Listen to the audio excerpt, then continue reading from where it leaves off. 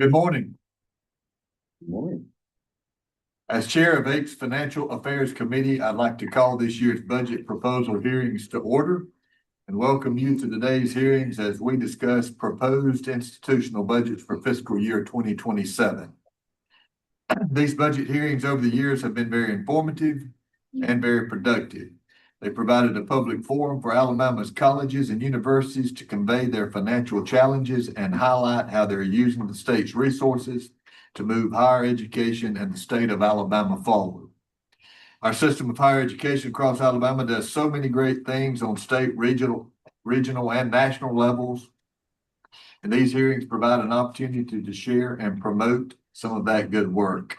At this time, I'd like to recognize the members of the Commission's Financial Affairs Committee. Mr. Paul Kennedy and Mr. Payne Meadows are here with us today.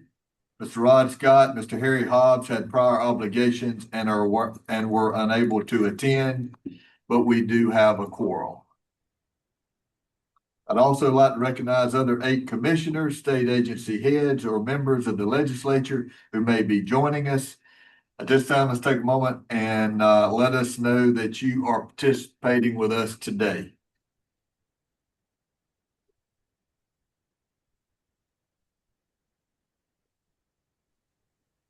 I saw Ann Forbes here recently. Yes, I'm here. Hey, Ann. Thank you Hi, for joining. absolutely. University of Alabama System is here. Thank you.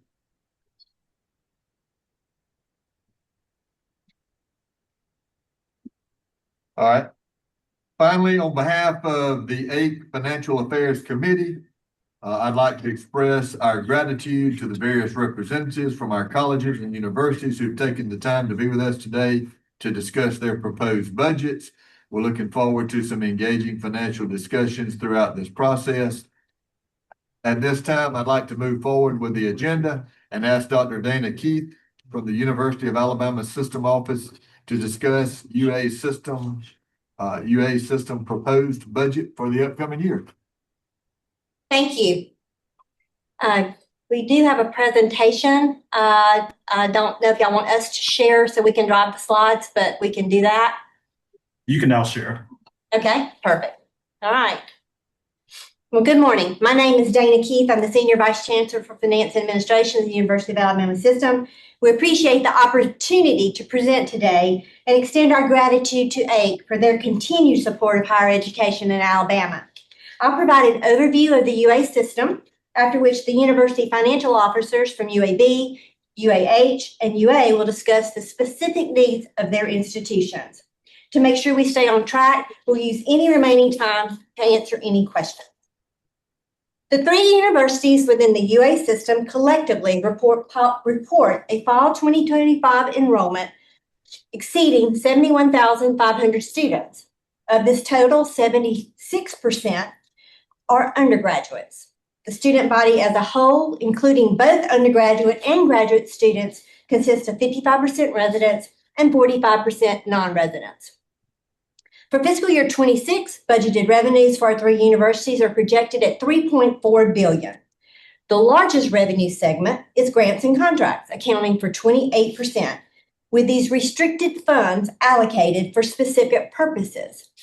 Tuition and fees at 26% and state appropriations at 22% serve as the principal funding sources for our academic operations. It should be noted that hospital revenues are excluded from these figures. However, the hospital does receive $52.3 million in appropriations from UAB's allocation. For the upcoming fiscal year 2027 budget, we are requesting today at our Finance Committee for the Board of Trustees to approve the specified amounts for each university.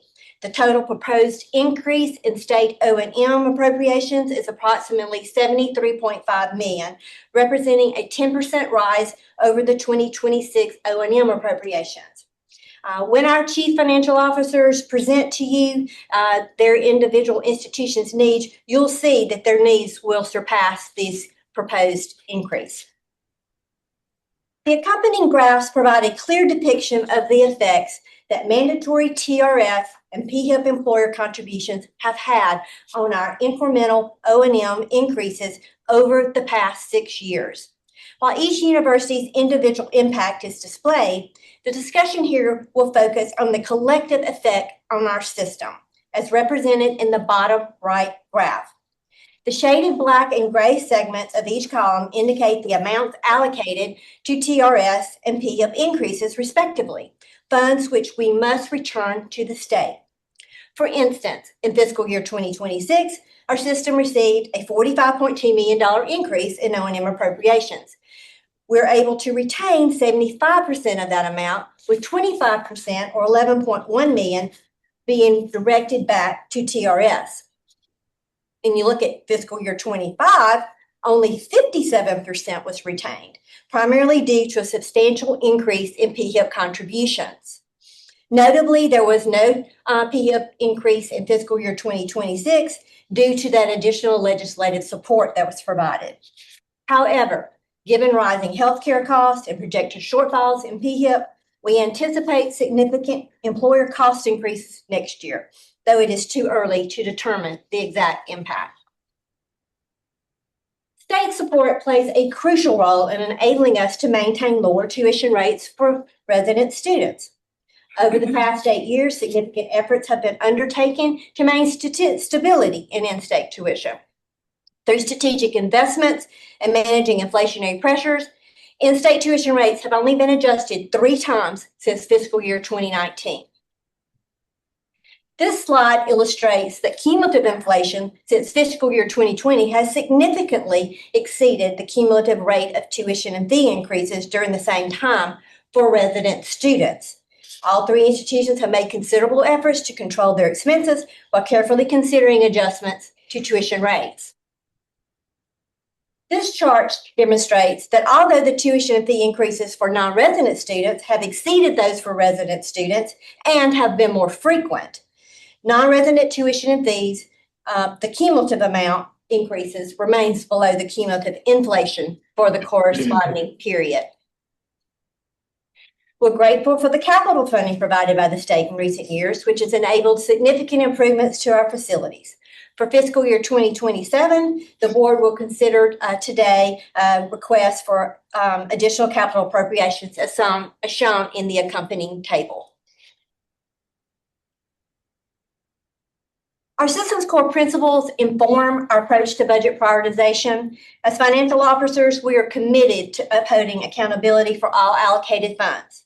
Our budget priorities remain focused on strategic investments in workforce development, enhancements to information technology infrastructure, including additional security measures, as well as capital improvements and effective management of mandatory and inflation-related cost increases.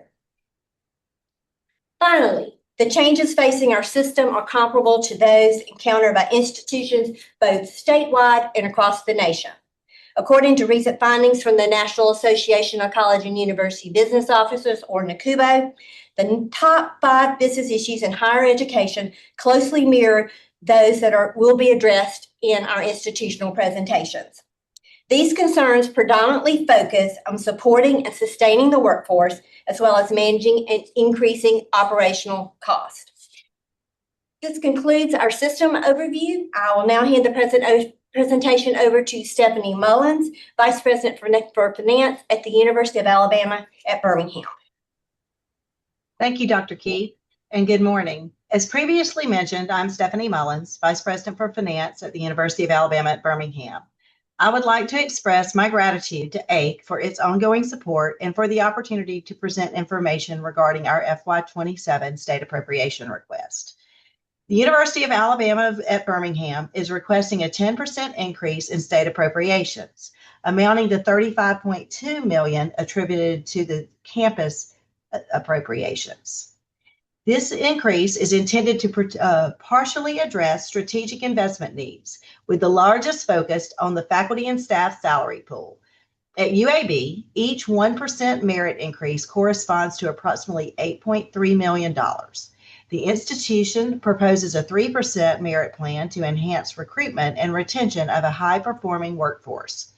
Additionally, we continue to project increases in employer contributions for health insurance premiums, TRS, and PHIP, estimated in total for this area between $32 million and $35 million. Continuing our commitment to educating Alabama students, UAB seeks an additional $3 million in scholarship funds to further recruit in-state students. Furthermore, UAB faces increased mandatory fixed costs. Inflationary pressures, rising property and cyber insurance rates, and software licensing escalators are expected to result in an additional $4 million in operational expenses for the year. Property, cyber, and other insurance coverage, excluding employee health care, is managed at the system level to optimize cost efficiencies through portfolio aggregation. Collectively, these investments total between $39 million and $42 million, which exceeds the 10% funding increase requested by UAB. At this point, I will turn the presentation over to Thierry to discuss UAH's appropriation request. Thank you, Stephanie. Good morning. I'm Tharani Ravindran, Interim Chief Financial Officer at the University of Alabama in Huntsville, and I join my colleagues in extending the appreciation for this opportunity to present today. At UAH, we are requesting a 10% increase in state appropriation for fiscal year 2027, which would result in an additional $7.4 million in appropriations. While our formal request totals $7.4 million, our funding needs for the coming year exceed that amount. Let me address the faculty and staff side of the need first. In order for us to recruit and retain top talent, we need at least 3% merit pool. On average, it costs us around $1 million to increase by 1%. In addition, we are expecting an increase in the employer portion of the health insurance premiums and TRS matching, and we are anticipating that to be around $1.7 million. Therefore, we are in total requesting an increase of $5 million for our faculty and staff salary pool. On the student side, we are hoping to increase our tuition discount by $1 million. Multiple surveys of admitted students who did not enroll at UAH indicate that funding was the #1 reason they chose another institution. We are hoping that this will help us increase the enrollment. I want to move on to our information technology needs. UAH implemented Ellucian Banner in 2005. As the university continues to grow and evolve, our legacy ERP system is increasingly unable to meet the operational demands of the institution. To improve efficiency and leverage modern technologies, UAH is currently in the process of transitioning to a cloud-based ERP system. The university plans to go live in October 2027. The scope of this initiative requires extensive resources, including costs related to labor, software licensing and setup, data migration and cleansing, implementation partner fees, and training and change management related expenditures. We are estimating that we need around $6 million for the second year recurring cost. In addition, we also anticipate expenses related to network switches. The network equipment that we have in each building on campus is aging out. The existing network switches in buildings across UAH were installed in 2015. 10 years is beyond the recommended lifespan for these devices. Modern switches solutions also provide enhanced network capability and security monitoring capabilities. Total cost of replacing these switches is approximately around $4 million. In addition, we are anticipating an increase in mandatory fixed costs. This includes increase in utility charges, funding related to software licenses. This includes the one related to ADA requirement, which needs to be implemented by April 2026. We also anticipate an increase in expenses related to cybersecurity, flood, general liability, and property insurance premiums. Once again, I really appreciate this opportunity to present. Thank you. Now I will pass it on to Dan Lazell, Vice President for finance and operations at University of Got a question? Alabama. Here, we got a question. All right, in addition to your 10% increase for O&M, I see that you've got a new request down here for Center for Artificial Intelligence for, I'm not sure what that is, but and that's 25 million, and also a new increase for campus access controls improvements at 15 million, but they don't show in your percentage of increase. I believe that's for supplemental and A&T request, not related to O&M. Okay, So so we've it's, just, okay. yeah, but we are just presenting the operations and maintenance, and those, if the money is allocated, that would be how the funds would be directed if they're available. Thank you.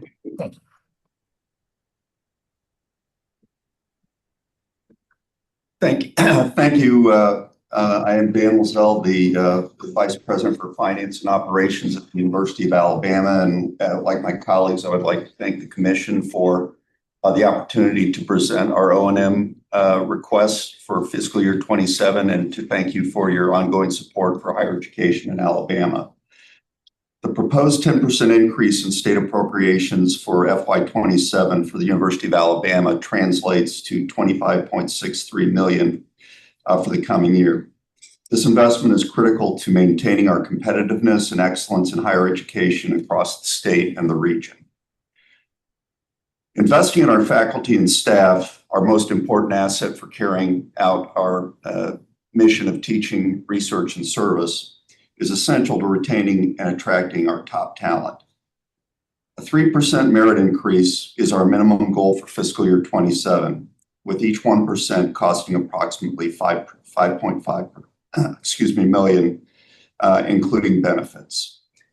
As with our colleagues, we also face rising employer contributions to TRS and to health insurance costs, which also require additional support.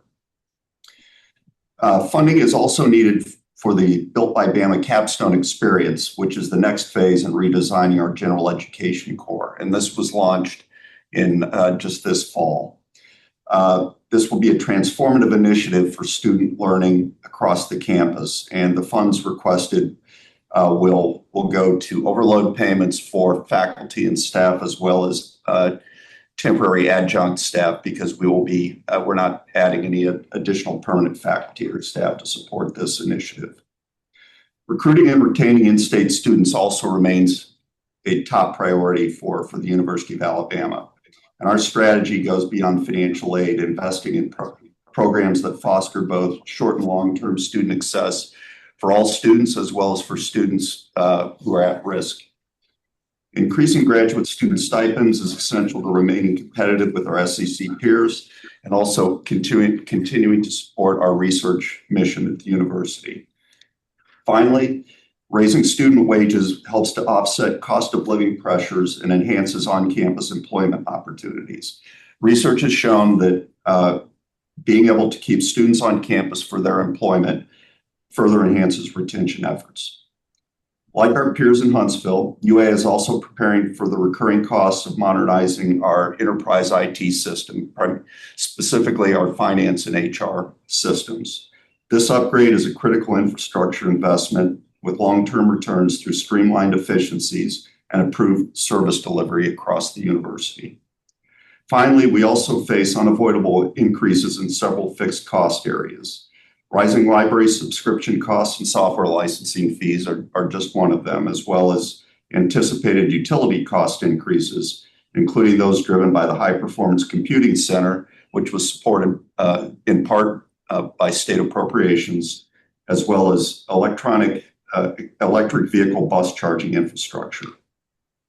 Your continued support is vital to our mission of teaching, research, and service to the citizens of Alabama, and these strategic investments will ensure that UA remains a leader in higher education and a cornerstone of opportunity for our state. And with that, I will turn it back to Dr. Keith. Thank you so much for your time. We'll be happy to answer any questions. And as far as the one-time money, that was included if you go back to slide, the capital appropriations request, those numbers are built into the one shown on the slide for the capital budget request. But we hope that there would be some advancement in technology and supplemental appropriations to help fund some of that capital budget request. Okay. Yeah, Dana, and staff, y'all all did a great job. I think you really set up really where we're seeing some of the issues, and that is with the mandatory costs, things like that. I do have questions about, the legislature sort of puts a cap on higher ed stuff at 5.75%, which we think is a rather low number too, based on the pressures. Is there going to be a concerted effort to try to get them to change that number, or are we trying to maybe redirect some of this funding into the technology funds or innovation funds? How, have you thought of a strategy how to do that in the legislature? And I have two follow-up questions. Yeah, that's a great question. It's one that I've had conversations with as to, because in particular because of the rising costs and all the employee benefits, that just further eats into the incremental money that we're getting every year, which we greatly appreciate. And so when you continue to drop that cap down, it does kind of strangle the operations and almost forces your hand to increase tuition in order to help offset your recurring cost. We would love to see that cap go away, but I am going to say that we are very appreciative of the supplemental and the A&T funds that we have received. Although those are mostly one-time funding sources, it does help with the capital needs that we have. And I had a question too about, we had all the hoopla about the federal government cutting mandatory or indirect cost awards. I anticipated you all to sort of highlight that too as a pressure point. How does that fit into this request?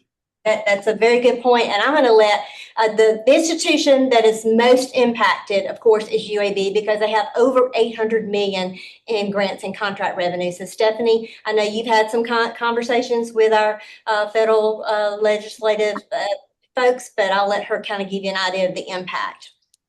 Thank you. Thank you. So we are very carefully watching that federal initiative. The initial proposal of a 15% capped rate, just for perspective, on a 24-year would have been a $70 million reduction in funding. With at this point, nothing that we have seen from the federal government in reduced administrative burden that we have related to sponsored projects.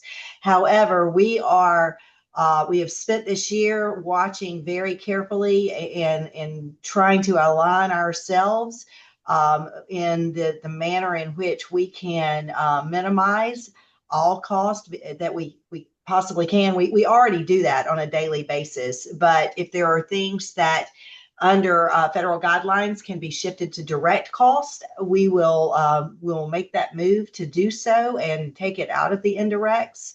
And it will create, I will say, some additional administrative expense in implementing that, but that will be our approach, and we will make the adjustments as needed. Yeah, that's good. No, I think that's very helpful. I expected that sort of to be a big concern for all of us as we're trying to work through the changing dynamics. I do have a question too about just the new software upgrades, which I think are important, and I'm glad everybody's done that.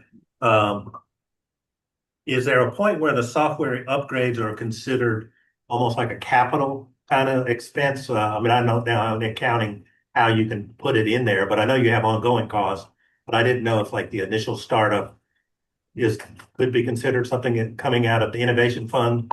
And then the other question I had is, would the Alabama system be interested in trying to get the legislature to provide the mandatory costs as a part of what the state brings in automatic, rather than taking out of your budget as a part? Because then, as a state agency, that's what happens with us.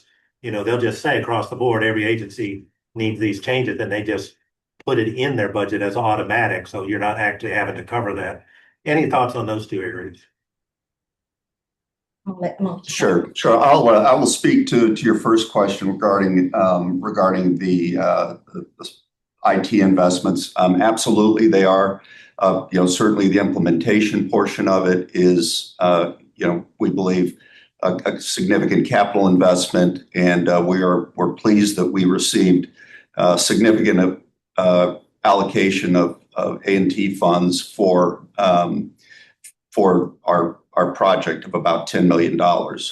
So yes, that they certainly can be utilized in that way. And then of course, there are going to be ongoing recurring costs that'll be funded through a variety of sources, because we view this, we had our current ERP we've had for over 20 years, and we anticipate we will be having our new ERP for at least that long. Tharani, I don't know if you have anything you want to add in that regard. Absolutely. Just like Dan said, the investment that we'll be making into this will be considered a capital investment. That we have to do that to make sure we are complying with the accounting standards as well. We have received, thanks to Dana, we have received a 1.5 million for the pre-implementation part of it. Now we need funding to, implement. That's the reason, one of the reasons we are requiring, that is one of our funding needs, and it'll be considered part of the capital investment. Thank you. And related to, if we have to pay PHIP and mandatory, the TRS, they're mandatory. So recognizing that we got to pay it anyway, them carving it out and giving it to us for that purpose makes sense. It probably won't change the fact that our incremental increases will take the hit for it, because they're taking it out of the ETF and there's just one pot of money. So I guess to say that 6 1/2 dozen the other, but I still think that it's got to be funded regardless. Yeah, thank you. Dr. Keith, I do have a quick question. We talk about allocating resources for recruitment and retention. I'm just curious, specific to UA system, do y'all track data on the number of or the percentage of non-resident students that actually choose to stay and work in Alabama after graduation, and how that compares with in-state students? Yes, Dr. Tanja Johnson and Dr. Muse up in Academic and Student Affairs here. They're also doing another big project relating to students and jobs, but we do our best to track what data we can. I know in particular, UAB also tries to track the number of doctors and dentists and optometrists that also stay in the state too. So we'll be happy to provide you with some what we have related to the number of students that stay in the state after they graduate. I'll see what we can pull together. I'm not as familiar as I am with the financial numbers, but I'll see what we have, and we'll be happy to provide that. Thank you, Dr. Keith. Any other questions? Well, we are running out of time, and we appreciate you being on here and this information. And if we have no further questions, we will move into Dr. Purcell's presentation, our AIC Executive Director. Thank you. Thank you. Thank you, guys. Thank you. All right. For us, our budget goes into the overall budget for higher ed. And just to remind everybody that's on the call, or whatever, these are the activities that AIC is responsible for. And mostly of our money really goes to these 5 items. The rest of them certainly have costs, but they're not a big ticket item. These are some pass-throughs that actually come through our agency. Some of these have significant effort on our part to help out these nonprofits and other type entities, and others a lot less. So there is some funding that we get from these activities, but not a whole lot.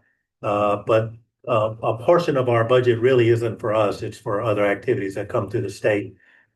We do have a strategic plan, which are initiatives that we emphasize on our side of the budget are addressed. If you want to see the whole puppy, It's under the building human capital and the little icon-y thing on the right. You can take a picture of it and it'll magically appear on your machine. And this is really one of the big measures that we have, and that is the baccalaureate degrees, the top 10 for the baccalaureate, and then of course the top 10 for the associates. We keep up with that kind of activity and do what we can to help the institutions increase that. These are the actual programs in financial aid that we do. There's significant ones. The newest is the one at the bottom, the Pathway to Progress, just started this year. And then the one before that, the Reengage Alabama program, we've had money for several years. We just haven't had as much uptick on the campuses yet, because I think it's takes a little bit more lead time to get adults who return to a campus in specific majors. The one that says police officers and firefighters, survivors, is something that we have done in the past. There is money allocated in our current budget for actual police officers, children and dependents, or their spouses, that was funded, but the legislation did not pass. So we have money held for that for the next year when we can get the legislation passed. Of course, the FAFSA completion project has been a big thing in this state. We went back up to having a good 60% of our seniors having a complete FAFSA, which really helps them as they think about where to go to college. We have 3 initiatives just all about the workforce, trying to retain people who attend our 4-year colleges. We keep about 50% now, but we want to keep as many above that as possible, especially in the high demand programs like engineering and rocket science and all that. Recall Alabama, we actually send communications out to people from out of state who graduated and ask them to come back. And sometimes we have specific job opportunities for particular majors we can send out. And then the Reengage is getting the adults to come back to the state. Pathway to Progress is basically analysis of different parts of the state that may have a mismatch of educated skills and the workforce. So we provide specific money for particular regions. This year, the big areas we're addressing are in the Anniston, Gadsden area and in Enterprise and Dothan. Enrollment in degrees has shown some increase over time. You know, some of it we had a slowdown with the COVID, but now we're getting back up. So that gives us to our budget request. And interestingly for us at the central office, we're actually asking for a 25% decrease from actually what we have in our actuals and our reversions, which we add to it. Some of that is because some of the money has been earmarked for a long time, but decisions haven't been made on it, like the $15 million for outcomes-based funding. I mentioned the $8 million for police officer dependents and spouses. So we are seeking a modest increase of about $2.5 million. It's mainly for the financial aid programs. We'll give you the specifics in a minute. And then the remaining 26% are just standard cost things. So the carryover is actually a pretty gaudy number, $34 million, which for us would be significant. But really 98% of that carryover are for things, mostly because of we have a fiscal year and an academic year that don't jive. So there are periods where we're sort of using money from both sides of the academic budget. And these are the big numbers that make that carryover look so big. But here are our new requests, $500,000 each for the top 3 big financial aid programs. Governor Ivey's done a great job of helping us enhance need-based aid at the state level. And I think that'll go well and continue. She's tripled need-based aid since she's been in office. EPSCoR is the Graduate Research Scholars Program. And, you know, with the projected cuts from the federal government, we think this additional money used for scholarship and some slight research activities could help with the big bucket of funds that is may go away because of the federal changes. And then just additional money for that new program, Pathway to Progress, because it's proven to be rather popular. We do have a great transfer system here, but we want to sort of be like University of Alabama system, upgrade the software to have more artificial intelligence capabilities, more guidance for students. And that's going to cost about $200,000. Troy actually runs that for us, but it does run through our programs. We've asked for a library to have additional funding to provide support for online resources. Similar to the University of Alabama that showed concerns for library inventory. We need to do that for all of our institutions. We asked for a little bit for our operation and maintenance to raising basic costs. And then the adaptability and disability sports education program, it is moved from Huntington College to UAH. And we're going to seek about 60,000 more in annual money to help support that. Alabama's become a place where disability sports events are occurring at a greater frequency.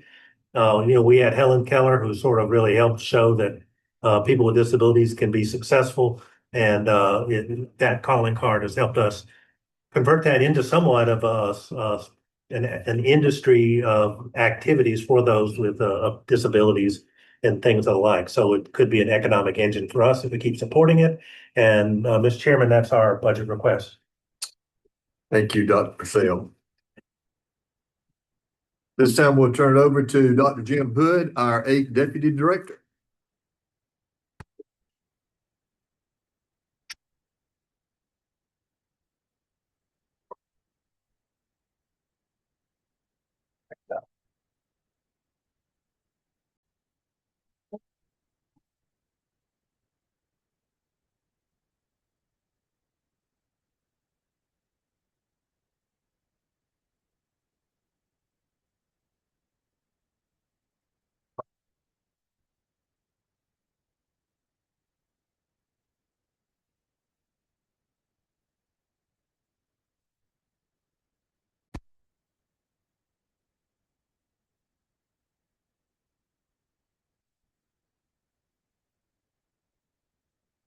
All right. Thank you, Commissioner Singleton. It took us a minute, but we got there. Make sure we did. Okay, so representatives from ACCS couldn't be with us today. They have prior obligations, so it's my pleasure to be with you this morning to discuss their 2027 budget request. And you can see from this slide, their current appropriation for FY 2026 was about $598.1 million. For this year, for FY 2027, their request has gone up to $741.2 million. And this represents an increase in ETF funds of about $143.1 million, or almost a 24% increase. I do want to mention that this does not include all of their budget, just the budget items that were increased this year. And as you can see, that's limited to ETF funds and excludes requests associated with other funds like A&T and some of those funds. But let's go through each one of their budget request increases. You can see this first item here is an increase in their O&M. They're asking for $85.4 million. This represents a 19% increase. But I do want to mention, Mr. Chairman, that this represents about 60% of their overall request. So this is where most of their request is. But this requested increase represents O&M cost across the board for all community and technical colleges, with the exception of Marion Military Institute and Ingram, which have separate line items in the budget. But these funds will be used to address and cover inflationary costs, billing and maintenance costs, energy and utility costs, and then compliance with safety and accessibility standards. So all of those things that go into your standard O&M. They're also asking for an additional $2.1 million for the prison education programs, which reflects about a 9.6% increase over the prior year. And these funds will allow for a more comprehensive statewide approach to prison educational and training services. This next item focuses on mine safety training, which reflects a $50,000 increase. And this appropriation actually has not changed in over a decade, but they are asking for some additional funds this year to cover not only inflationary cost increases, but increased expenditures for the Alabama Mining Museum. Some of those funds will be used for that. The next item focuses on the truck driver training for Central Alabama Community College. This represents about a $59,000 increase, or 25% from the prior year. And these funds will help the center hire a new adjunct instructor and cover rising fuel costs, maintenance, and insurance costs. And I think as we go through these items, Commissioner, we'll see a lot of these increases are related to inflationary costs. This next item focuses on Marion Military Institute. They're requesting an additional $990,000, which represents about an 8.3 percent increase over the prior year. And these funds will help hire several new instructors and staff for new and expanding programs within the institute. This next item focuses on the Alabama Technology Network, and the system is requesting an additional $2.5 million, which represents a 40% increase over the prior year. And these funds will help the network implement a broad strategy that aligns education, training, and industry needs. This will also help the institute or the network expand non-credit training and broaden in-demand workforce skills training. The next item focuses on an increase related to the Chancellor's office, which represents about a $741,000 increase or 5%. And as I mentioned, these funds will be used to address inflationary cost increases.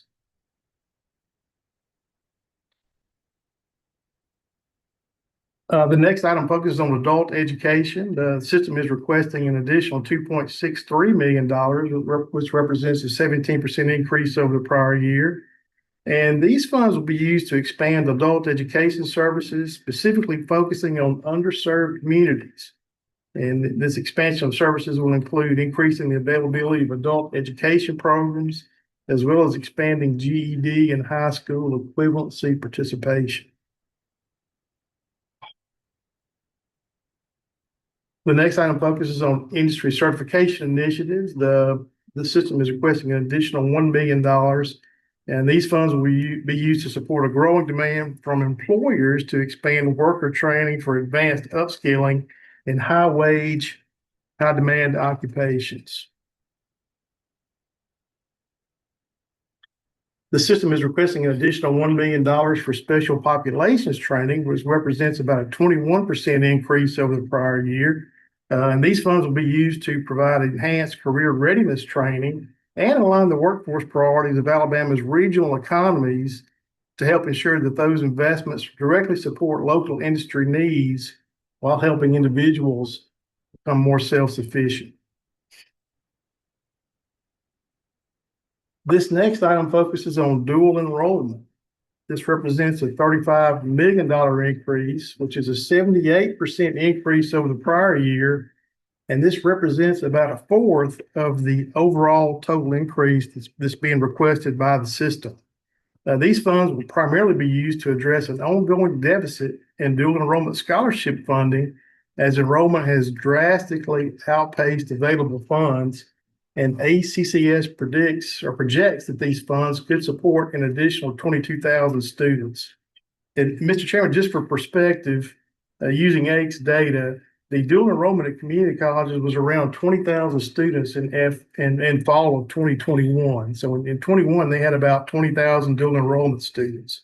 That number has increased to around 36,000 in FY 2024. So they have had a substantial increase in dual enrollment students. And just for perspective, so the community colleges are serving 36,000 dual enrollment students, whereas the universities are serving less than 7,000. So the community colleges are definitely experiencing some increases in dual enrollment students. This next item looks at the Innovation Center. The system is requesting an additional $10 million, which represents a 57% increase over the prior year. And these funds will be used to support continued growth in high demand industries and directly address statewide workforce shortages in transportation and logistics through expanded CDL focused initiatives. And then finally, Mr. Chairman, this next item deals with the cyber technology and AI expansion. The system is requesting an additional this is a new fund item. They're requesting $1.5 million, and this initiative will focus on the implementation of comprehensive cybersecurity training programs to integrate cutting-edge advancements in artificial intelligence. And the goal of this expansion is to build a future-ready workforce capable of addressing the rapidly evolving challenges involving cybersecurity and AI technologies. And Mr. Chairman, I just want to wrap up with this overall slide here that kind of shows everything together. You can see this first column in the chart looks at the budget line item followed by the dollar increase for this year. Then the third column looks at the percentage of the total.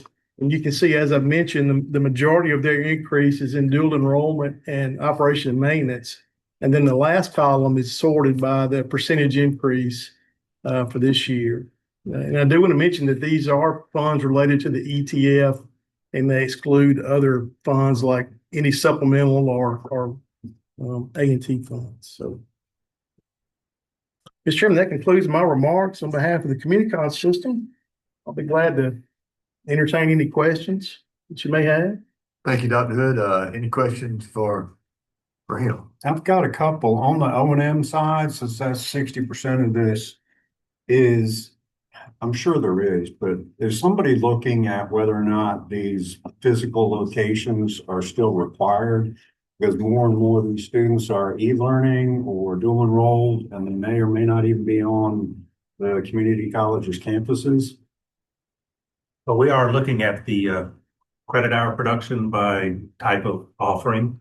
And the community college system does probably have about 40 to 35% of it is online. They are doing some upgrades, but a lot of times that upgrade is based on technological changes, more of on the technology side. And then some of it was just frankly built back in the 60s when everything was ugly and Sure, but do had we flat still roofs. need it? Yeah. Why not just, instead of trying to get it up to modern standards, just demolish it? Yes. No, I think that there is that conversation. We actually had this conversation in the office yesterday for all the colleges and universities about, what part of the capital funds should be used more for technology versus replacement of facilities. But I certainly think that you want to have a campus that is healthy. A lot of times buildings that are 30, 35 years old just have the natural fading that goes on with 30 years of deferred maintenance and things. So there is that balancing act. And if I can add, the data shows that since COVID, I think COVID really pushed our colleges and universities into an online format. So I think they're positioned to handle that. And if you look at the trend data, it does show that their activity is definitely moving into an online direction. So On the flip side, there seems to be legislatively now more emphasis, especially at the community college systems with the career tech and the skills-based training, and that requires you to be there, physically hold the welder or whatever it may be. What are your thoughts on the future of how that's going to play out? Well, I think that you're correct. All that's going to require the modern technology, the computers and stuff, and some of it has been given. A lot of times, the things that you get from industry may not be what is actually being used in industry anymore. Right. It's like last year's technology. So there is a constant upgrade. And I think the other thing is when you look at that dual enrollment number, ACCS needs that money for the technology side. That's where the scholarships are providing for dual enrollment has to be a component of the technology kind of thing. And there are other pressures just for non-high school people to get into the workforce quicker and better. And so we're having some non-credit offerings that are coming through ACCS and through AIDT and others just to help us maintain what our current economy is. Excellent. Is most of that budget that would be allocated to that, would that be in the O&M at the? They have more flexibility. Like in our stuff is kind of earmarked for specific activities and we can't wiggle it. They actually have the ability to move it. We have a little bit of that in our budget, but not, they have a lot more flexibility to redirect. How's the dual enrollment money allocated across the system? They have a number that's out there, but it may not, each year they've always not been able to fund the full amount. Mm-hmm. So there is maybe some redirection or just not providing the full amount. I didn't know if there was any incentive for the local institutions to provide match for that, or if there's some formula that it's distributed by. Most of this is just my ignorance, and Dr. Hood, I'll get with you after this because I've just got questions about it and about the Innovation Center, and that's just my ignorance. Well, I think some of it is whether the local industry is helping support the activities. If there's an industry that's coming in and AITT has money or whatever that's supporting a new plan. There may be other resources. So a lot of it's kind of localized, but I think overall Is there income qualification? no. I don't think so. Thank you, gentlemen. Any other questions for Dr. Hood? Thank you. Sure. If not, we're a little ahead of schedule. I'll ask is Mr. Spellman online? Good morning, gentlemen. Yes, I am. Are you ready?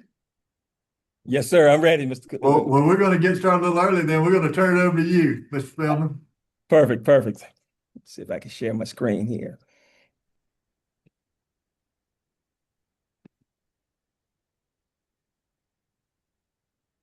All right. Can everyone see my screen?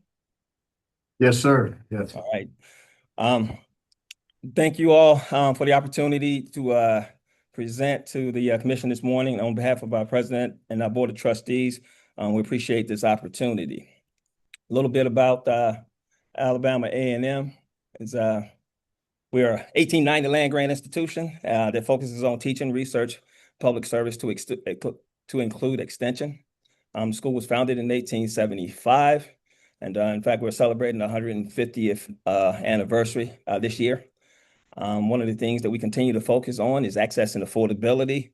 So for undergrad tuition and fees for Alabama residents remain in the bottom quartile. It's $10,300 per year.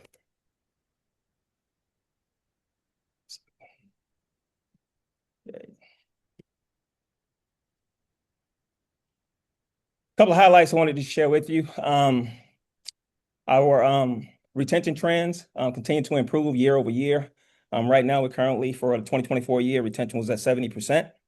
Our 2025 fall enrollment increased 7%, and we had 7,808 students. Our freshman class for 2025 was 2,086. Over the last several falls, we've had record freshman enrollment. From an economic impact, we did an economic impact study in 2024. And depending on how you view the multipliers, whether you're taking a conservative approach or an aggressive approach, Alabama A&M contributes between $632 million to $844 million to the Alabama economy. Some of those key components include, obviously, the institutional spend of about $250 million, our capital investment of $120 million, the employee spend, student spend, research spend, and the visitor spend. We feel it will continue to be an economic driver for the state and for the region. Some of our challenges just still remain to be that high deferred maintenance.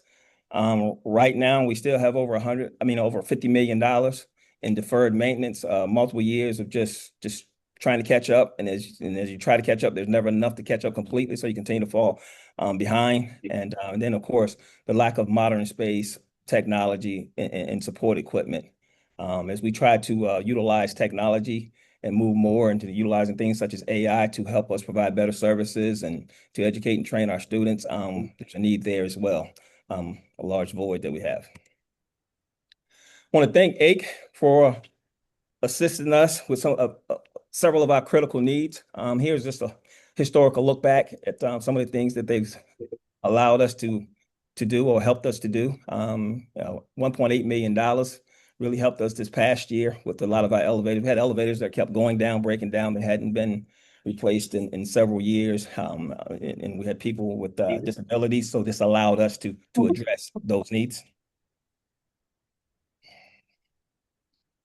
And for our upcoming budget request, some of the priorities that we wanted to lock in on and focus in on, though, was with our growing enrollment and how do we continue to grow our enrollment and have the capacity to meet demands of the industry, especially in high demand areas such as engineering, construction management, and in food science spaces. Also, we got to modernize our laboratories and facilities, so we wanted to lock in and focus on that as well. And then how do we strengthen our partnerships with DOD, local industry in the region here in the Huntsville area? And then we wanted to broaden our workforce participation, make sure we work with partners, industry partners, to allow our students to get that hands-on experience to help, be a driver and a pipeline for careers in the area. Our request represents a 9.3% increase, $20.3 million essentially. Our current budget is $216 million. Some of the key areas, again, we wanted to lock in on was enrollment capacity, modernizing labs and facilities, strengthening partnerships, STEM equipment and supplies to broaden those workforce readiness. And then just to keep up on some of our basic repair and renovations annually to assist with that, and then technology and campus infrastructure. You can see the dollar amounts as it relates to that, and I'll go a little bit more into this on the next few slides. So when we talk about expanding the enrollment capacity, we want to continue to increase the capacity for our engineering and construction management programs. We want to be able to produce more graduates, obviously, to support the jobs that are in the Redstone Arsenal, with Space Force coming to the area, and also NASA and other industry partners. We wanted to be a driver. We wanted to be able to create a more consistent pipeline to help these industry leaders to be able to hire and plan for hiring for their long-term sustainability as well. So we wanted to do our part as a good partner. We wanted to help build the region's resilience and capacity, and by producing those well-trained professionals and do our part to make the region more attractive to other potential employers coming to the area. We also, in doing that though, we need to increase some of our faculty, and/or we also need to work on retention of our brightest and our best faculty as well. And with that said, we have a 90,000 square foot science building coming online in about 15 months. We'll be adding to our STEM capacity, so we'll need to support that building with additional STEM faculty to meet the demand of the students trying to get into that program. But we'll also need to provide them with support, administrative support. And in addition to that, we'll need to, in order to expand our partnerships, we'll also need to expand or add some staff and to our career development and workforce development center to help our students get these internships and to work closer with the industry in the area. When we speak of modernizing our labs and facilities, looking at $3.2 million is our request. And primarily that will be, we want to allow the students to experience that real world experience. What we're finding in some of our conversations is the industry is asking for individuals that have familiarity with the equipment that they use and tools that they use in the industry. So we're going to look at making sure that we can provide some of those real world classroom experience and create that environment that they will actually see or experience while they're on their internships and or enter into the job market. Again, we want to look at how do we strengthen our partnerships? $1.5 million ask there, and primarily a lot of that is going to be in contractual services. How do we go out and find these experts in the various areas to assist us with expanding these partnerships with DoD, with the defense contractors, those that can help us be more agile, more nimble, so we can respond quicker to the requests that we receive from industry. Sometimes in higher ed, we just don't do it as well as the industry and the private marketplace. So we'll seek assistance from experts to help us get better in that space. And also, we want $2.2 million to broaden our workforce readiness. With the arrival of U.S. Space Command and the operations in the Huntsville area, obviously they're looking for more engineers, more project managers. And then with the ongoing construction in the area and the growth in the area, there also is a critical need for more construction professionals as well. So we're going to continue to do our part to supply that to the market as well. And again, employers are asking for graduates with real world hands-on experience. And then repairs and renovation remains a big topic on our campus. A lot of moisture, erosion,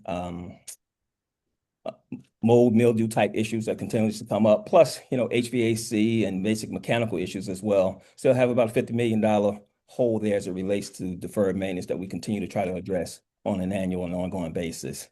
And then technology and security, continue to modernize our equipment and provide access points, modernizing our surveillance equipment, looking for various AI tools and equipment to help us streamline our processes, process improvements, and also to help us eliminate some of the duplication and manual processes that we do. In conclusion, just want to say that we feel that Alabama A&M is a strong economic anchor for the region, and we continue to play a role in the state, and we want to continue to play a role in the state. And we feel that this budget is not an investment in education, but it's an investment in Alabama's workforce, economy, and the next generation of leaders. Happy to take any questions. Yeah, this is Jim. I had questions about the impact of the federal government cuts with your institution. So that had to be put into this budget, or are you just still waiting for the shoe to drop so you know how much to count for at some point in the future? Actually, we are still waiting for the big shoe to drop. We've had some programs that were stopped, about $5 million worth, but we're still waiting on the rest to drop. And then there's been some conversation that some of that funds may be backfilled, but we haven't received anything official yet. Okay. And then, some of your costs that you have in there look like capital cost or whatever. Those can be done really with one-time money. With the legislature telling us we're supposed to stay within a 5 3/4% increase, and y'all are over 10.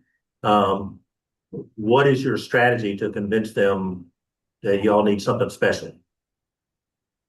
Well, I think what we'll continue to do is talk about, the demand from the industry here and the demand for our students and the students that are trying to get into various programs, and we just do not have the capacity. Obviously, we'll continue to try to get creative and do what we can do online. But again, that requires additional technology as well and technology expenditures. But I think that will be one of the main things that we'll continue to hammer home is the demand in the region is such that we can't keep up with the demand as it relates to engineers and or those construction project managers that are being asked and demanded.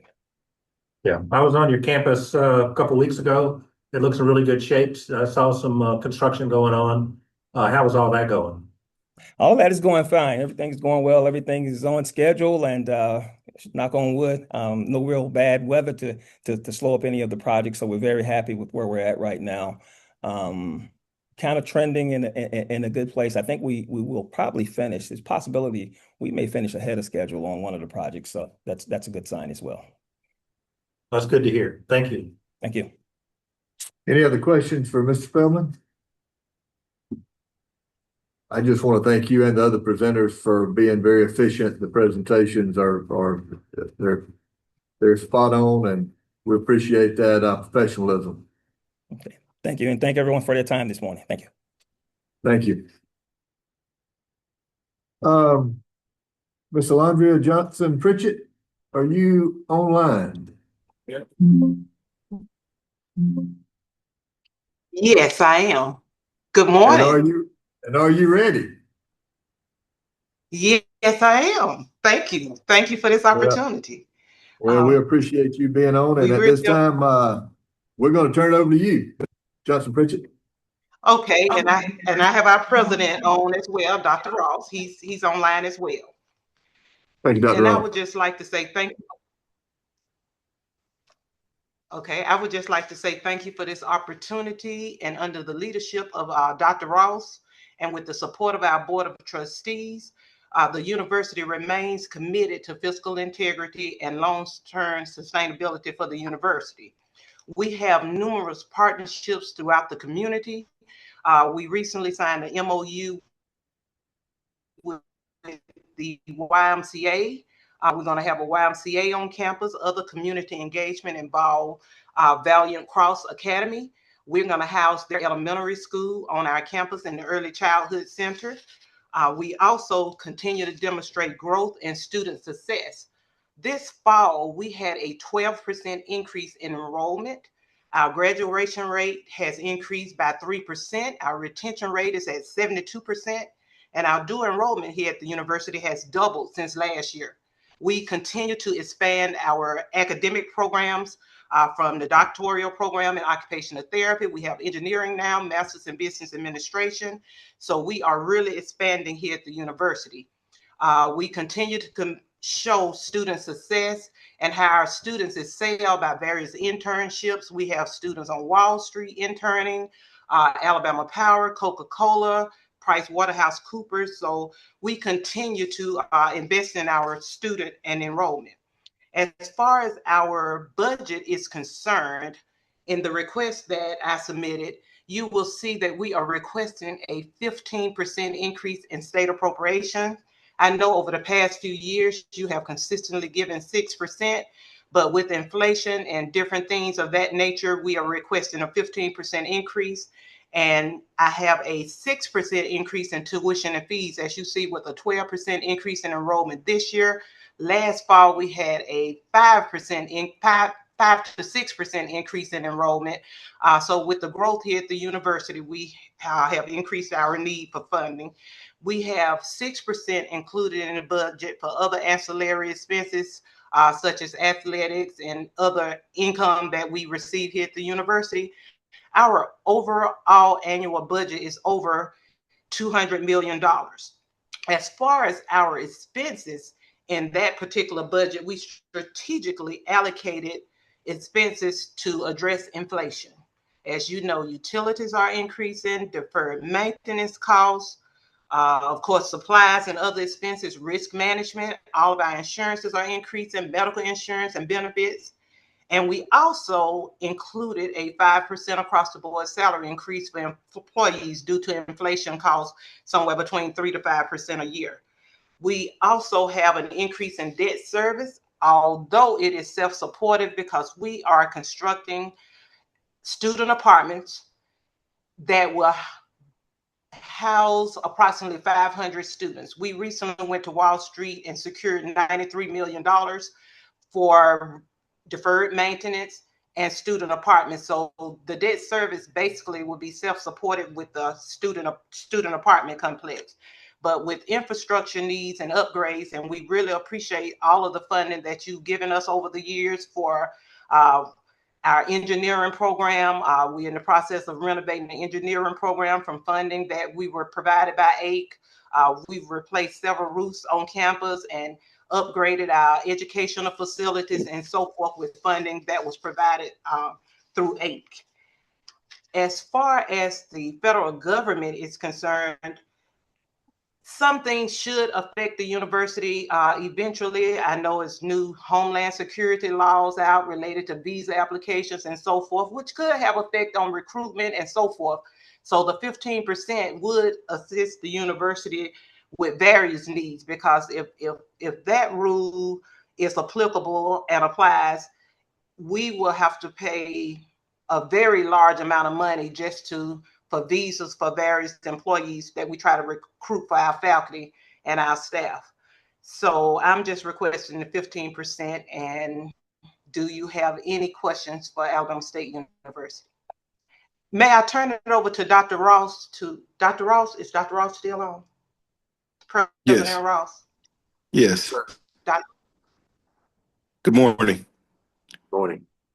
Good morning, everyone. Listen, and I just wanted to, I'm kind of on double duty now. I'm where at a meeting about a $2 million grant. Can you all hear him? I think it's froze, Dr. Ross.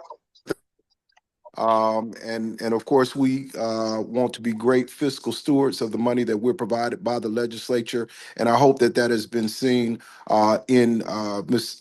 Pritchard's report. But we're ecstatic about all of the wonderful things that are happening on campus. But we also know that it's about community partnerships that help undergird the institution's existence. And so we just look forward to working with you all and everything that you all have done, the supplemental appropriations, all of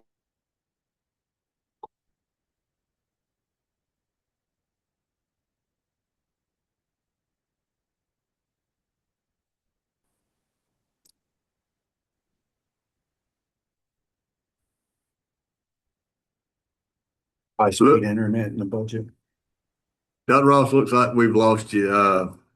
Ms. Johnson Pritchard, are you still on? There you go. You're back. okay. Am I back? Back. I don't know where I left off, but I'll leave off with just saying thank you all again for the wonderful work that you all do. And we're just looking forward to the upcoming legislative session.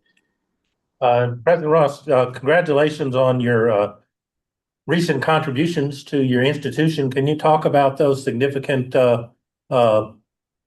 support for some of your activities?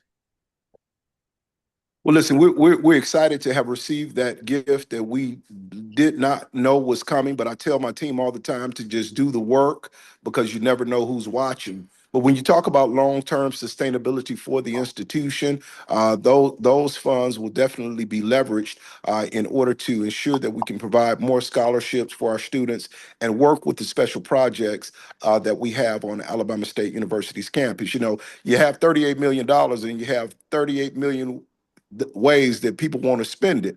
But we have to think about making sure that we leverage it and that it's long term. I want it to last longer than you and I to benefit the students at Alabama State University. And so really when you talk about receiving that funding, the funding went straight to our investment house, Newberger Berman, where we can gain interest, because when you look at the interest of that type of money, on the low end, you can get $3 to $4 million a year. And so that will definitely help increase our scholarships, but then also leverage it with our alumni as well to match that funding as we do with our endowment, our trust for excellence. And so we're super excited about it.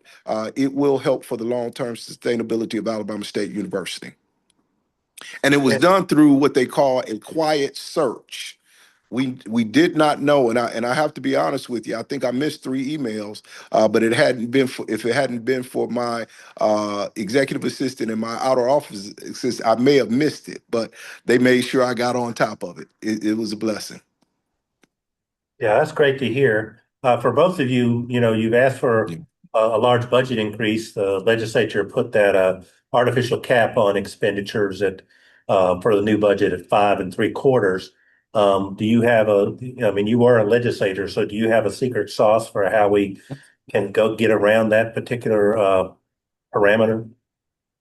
Well, I think we have to go and we have to make the case, but it's all about the return on investment. And so going to talk and showing exactly what these institutions are and what we're doing, I think that kind of turns the tide, and particularly if they have a specific interest in something that we have going on campus. But I think overall, I understand kind of the budget restraints. But if we can all collectively do something for infrastructure, say for instance, for all of our institutions, I think because when you look at places like Florida and other places, they do things specifically for infrastructure for their institutions, and so I think that would help a whole lot in the state of Alabama if we could ever get on that page. And I know we're going to be looking at a model coming up soon, outcome-based funding. But if the basics are taken care of, I think everything else will take care of itself. Okay. Thank you. Thank you, Dr. Ross. Any other questions for Thank you, Dr. Pritchett or Dr. Ross?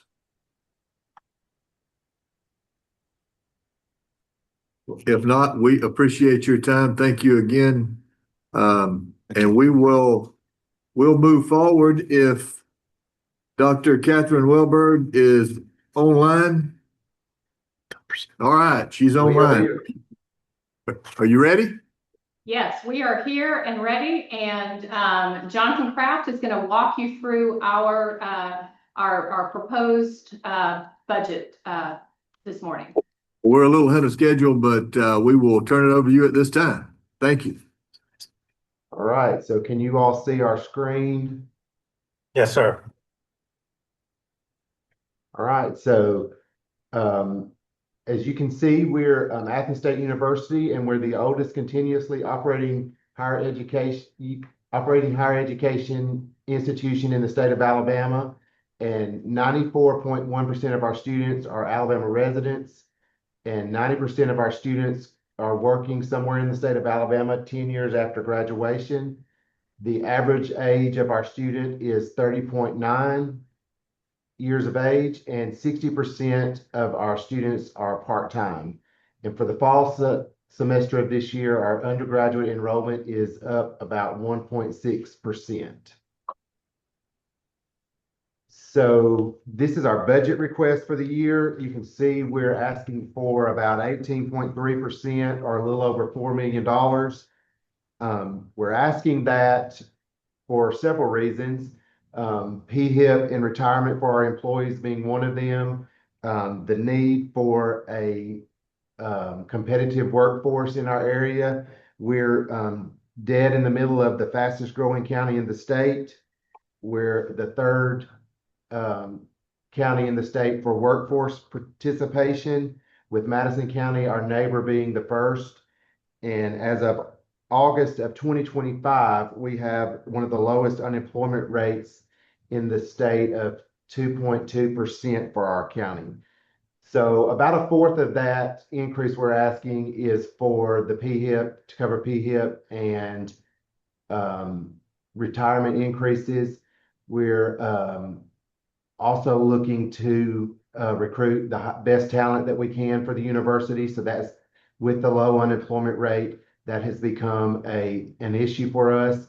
And we're seeing a smaller and smaller pool of applicants for jobs that we have. So we're looking to increase salaries for those positions that we need to be strategic about investing in the things that we do. And one other addition to that is that because of the market competition and where we are not just competing with other institutions for high quality talent. We are competing with industry, and as we're seeing more and more industry coming in to the North Alabama area, and we're working to prepare workers for that. We're also dealing with the competition that comes with that increased industry, and so making sure that we can keep the highest level of talent for our faculty and for our staff is an issue for us.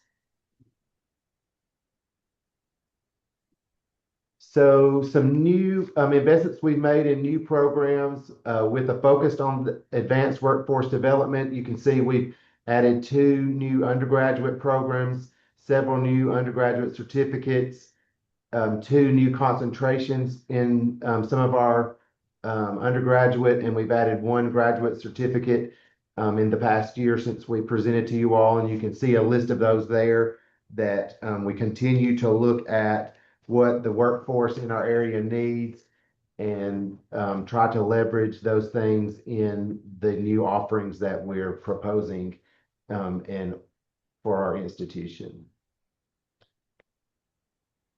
Like I said, we are the oldest continuous operating institution of higher learning in Alabama. So we have a lot of old buildings, and we've made some significant investments in our future. I've heard you ask about A&T and supplemental funds, and we have directed those over the past couple of years or several years towards construction. And you can see 2 of our newest completed or close to completion projects are Nazaritan Alumni Welcome Center. That's the first building you see when you turn into the main entrance of our campus. And then we're just finishing Brown Hall, and we'll be moving our public health faculty and department into that building. And it was originally constructed in 1911 and has been sitting vacant for about 15 to 20 years, or close to 15 years. And we're finishing about a $5 million renovation of that right now, and we're really excited about that. The other big thing we're making an investment in is a joint venture with the City of Athens and the County of Limestone, and we're renovating the last building on our campus that needed major renovations is Carter Hall. You can see it was originally constructed in 1964, and it's had very little updating since then. So you'll see a picture of the outside as they've begun renovations on it in the last month, and then about 4 pictures of the inside, where we're basically gutting the inside and coming back with an event center that will be used for training opportunities and can be rented by multiple areas in our county and in our area. We don't have anywhere in Limestone County for large events, and so we're trying to meet a need for us and for the county and the city in this investment that we've made. So that's a quick slideshow. Those are the points that we have to make, and we'll be glad to answer any questions that you all might have. Thank you, Jonathan and Dr. Welberg. Any questions for either one of them? Well, I think the big thing is, we'll need everybody to try to help support the cause trying to get it above the 5.75%.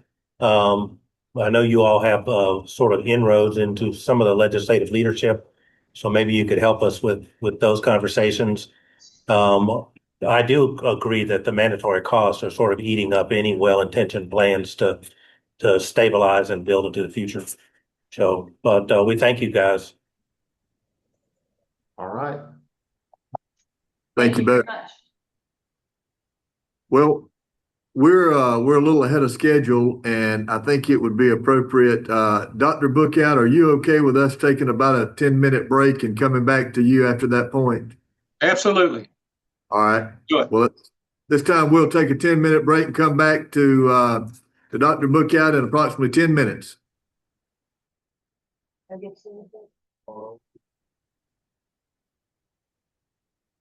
All right, we are back. Dr. Bookout, thank you for allowing us to do that. Much needed. We will turn it over to you at this time.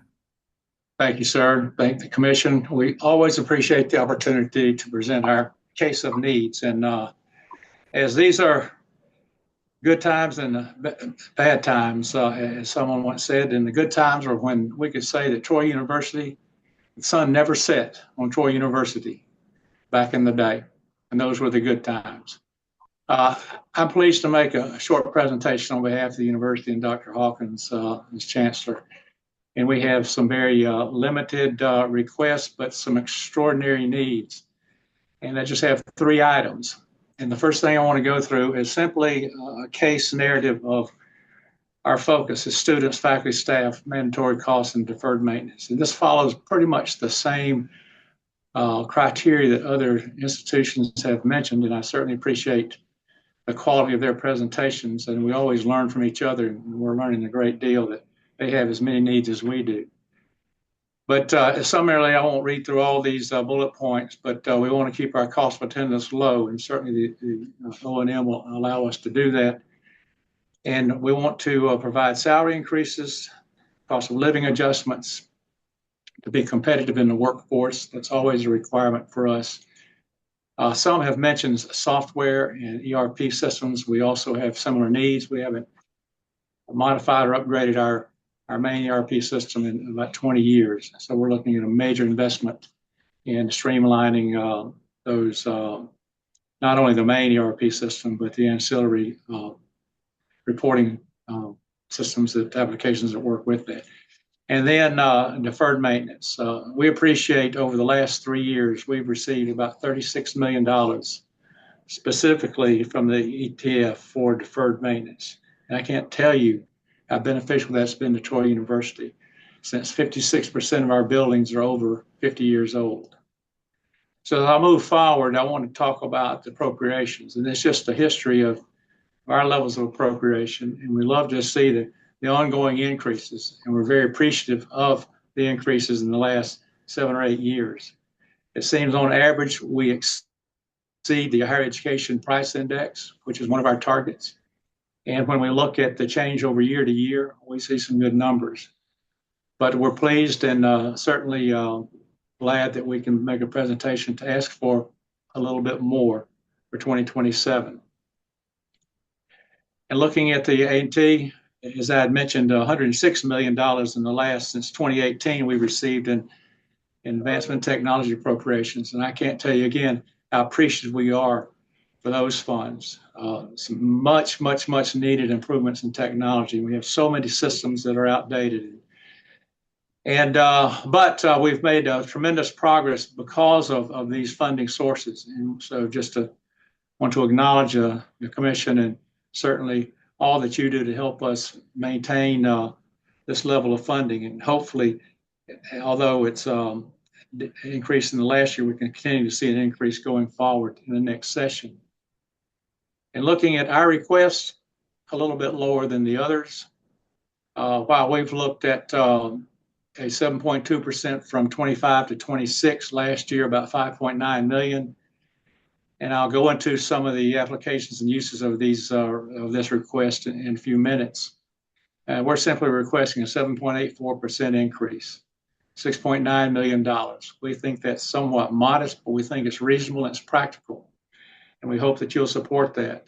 And looking at the ETF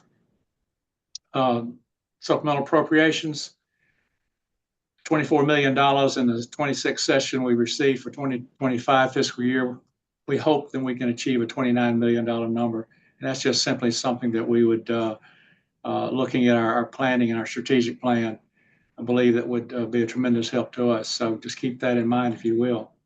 And looking at deferred maintenance, again, that was a hot topic last year at this time. I think every institution had a tremendous amount of deferred maintenance, and we're just like those institutions. You can see the categories as we look at the costs that we've estimated, and we've had a consulting firm and help us estimate these costs. We know our challenges in the future years, but we have a plan for it. We've looked at a 5-year plan to accomplish some of these objectives, and just like the other institutions, if it's not roofs, it's HVAC, it's mechanicals, it's electrical, it's interior. Our dorms really need a facelift, for example. This is how we plan to achieve some of those goals that are longer term for the next 5 years. And we've submitted this to our Board of Trustees. And this does include some of the things that we hope to accomplish in the next 2 years in terms of our major roofing problems. And looking at specific deferred maintenance projects, we're almost halfway through a project on our Montgomery campus with Bartlett Hall, $8.5 million, and that's mechanical, electrical, just about everything, windows as well. We have other facilities on campus with greater needs, but they aren't listed. They're in the distant future. We'll get to them one day. And looking at future deferred maintenance projects I had mentioned, some of these are small dollars, but they're looking at long-term needs. And the building I'm sitting in still has pneumatic air conditioning controls. They don't have pneumatic parts anymore.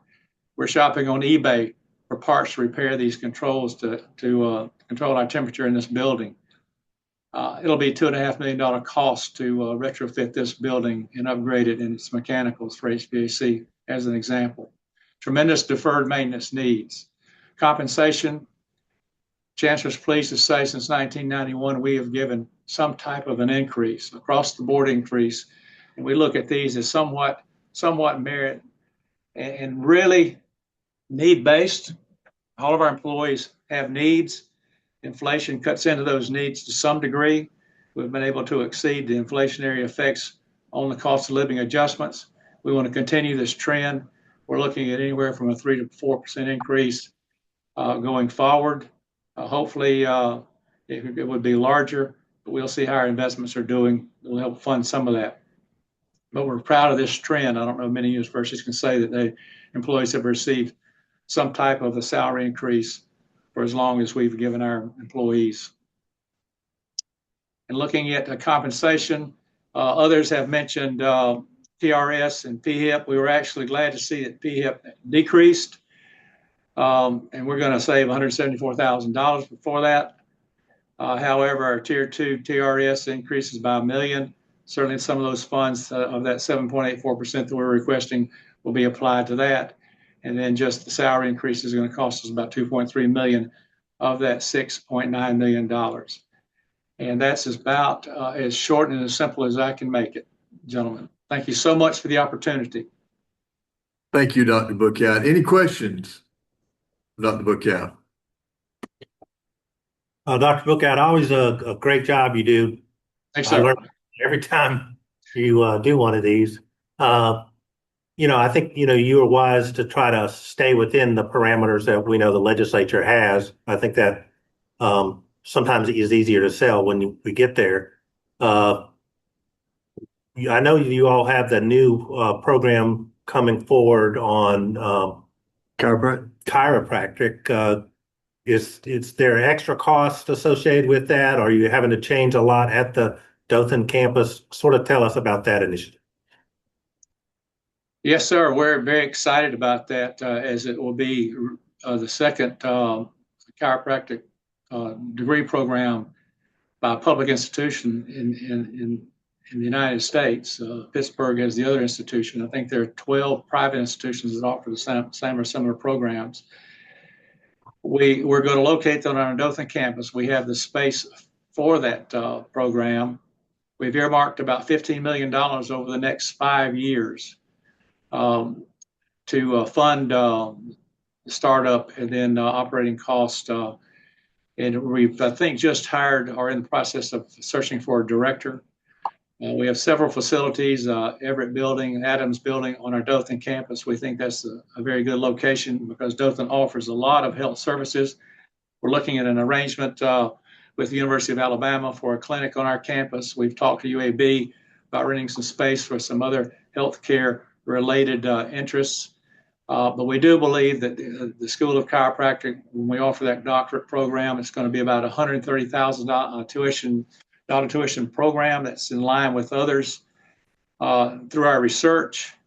But we think it's going to be fill a need. In some ways, as I hear presentations from those organizations, validate the field of chiropractic medicine. I know that you all are closing down the campus at Phoenix City. Is there a revenue gain or a reduction of expenses that's going to be helpful, or how is that all going to work out? We officially closed and vacated the campus September 30 and put the padlocks on it. We have two interested buyers for the facility. We were losing about $1.3 million in the last year on operations as programs became online. Most of our faculty that were assigned, who were assigned to that campus, taught online. We mainly had adjunct instructors teaching on that campus. And I think it was something that was needed maybe 2 or 3 years ago. But as we tried to put more courses on the campus, they just didn't have enough of the enrollments to justify the cost associated with it. The physical plan alone will save $300,000 or $400,000 a year. Building's in great shape. We appraised at $11.6 million. So if you know someone that's interested in purchasing that facility, we're certainly interested in selling it. But yes, I think we made the right decision. The Board of Trustees labored for several years over that decision. And finally, it was the time was right. We've relocated. We did not terminate any employees. We relocated employees to our Dothan and Montgomery and Troy campuses. And we've allowed about 4 employees to work remotely for the next 2 years. Oh, that's great. And I know that Columbus State, they used to have a campus that wasn't right downtown. And I think once they ended up being right across the river, they sort of made it a sort of an odd relationship anyway. And then they had the sort of free tuition within 50-mile rule, sort of like we have. So I think, the whole university or the community is not underserved, with Columbus State absorbing the university side of that. So I thought it was a wise decision, and I'm really excited about the investment that you're doing down in Dothan. Yeah, I think Dothan's really looking very promising in the healthcare and health services area. We think there's some great opportunities with the HearSync group out of Dothan. I know they were huge contributors at UAB and some programs in the College of Medicine there. So we have some, again, working with University of Alabama and UAB on some joint ventures. I think that's promising as well. Hopefully one day we'll branch into some relationship with Flowers Hospital and start some serious nursing relationships with them. Yeah, very good. Thanks, sir. Dr. Bookout, exciting things. Thank you for your time. Very professional presentation. Any other questions for Dr. Bookout? Thank you so much. We certainly appreciate the opportunity as always. Thank you. Dr. Killingsworth, you available? Yes, sir. Good morning. Good morning. All right. We're gonna turn it over to you at this time. Before you start though, is Dr. Robertson online? Okay, never mind. We'll handle it after this one. All right, Jacksonville State University, Dr. Don Killingsworth, we're going to turn it over to you. Thank you, Commissioner Singleton. It's always good to see you all, and thank you for allowing us to present the budget request to the commission this morning. With me, we have Leah Kaufman, who is our Chief External Affairs Officer, Dr. Arletha Harmon, our CFO, and Mr. David Lyon, our Controller, who will be walking us through the presentation. They just told me to get it started because, you know, I paint a pretty picture, and they'll turn it over to you to ask some questions and show you just how much we need at Jacksonville State to continue on this great trajectory that we're on. You know, we're happy to announce, and we're going to show you in a few slides about our enrollment, record enrollment. As some institutions may see a decline, we have had for the 5th straight year an increase, so much so we're above north of 10,000 for the first time in the history of the institution. But we'll talk about that as we go. We are here to answer any questions that you may have, and I'm going to turn it over to our CFO to carry us forward. Good morning. Morning. Good morning. Talking about Jacksonville State, and again, we are the friendliest campus in the South. But at that, and with that, that's not just a moniker or a tagline. We really take the position of being in the life-changing business very seriously. And how do we do that and strengthen Alabama's workforce? And we consistently look at how many students that we're not only enrolling and retaining here, but how do we help them be good citizens moving forward? And we'll talk about some of the initiatives to help individuals stay on that trajectory. So today we're going to talk about a few things, understanding where JSU supports Alabama's workforce, our enrollment and performance trends, how we're looking at retaining talent, understanding the multi-generational workforce that we're all dealing with, and then we'll finalize our presentation, understanding our budget request. So Jacksonville State continues to focus on those degrees that do provide that are high demand and provide high wage jobs.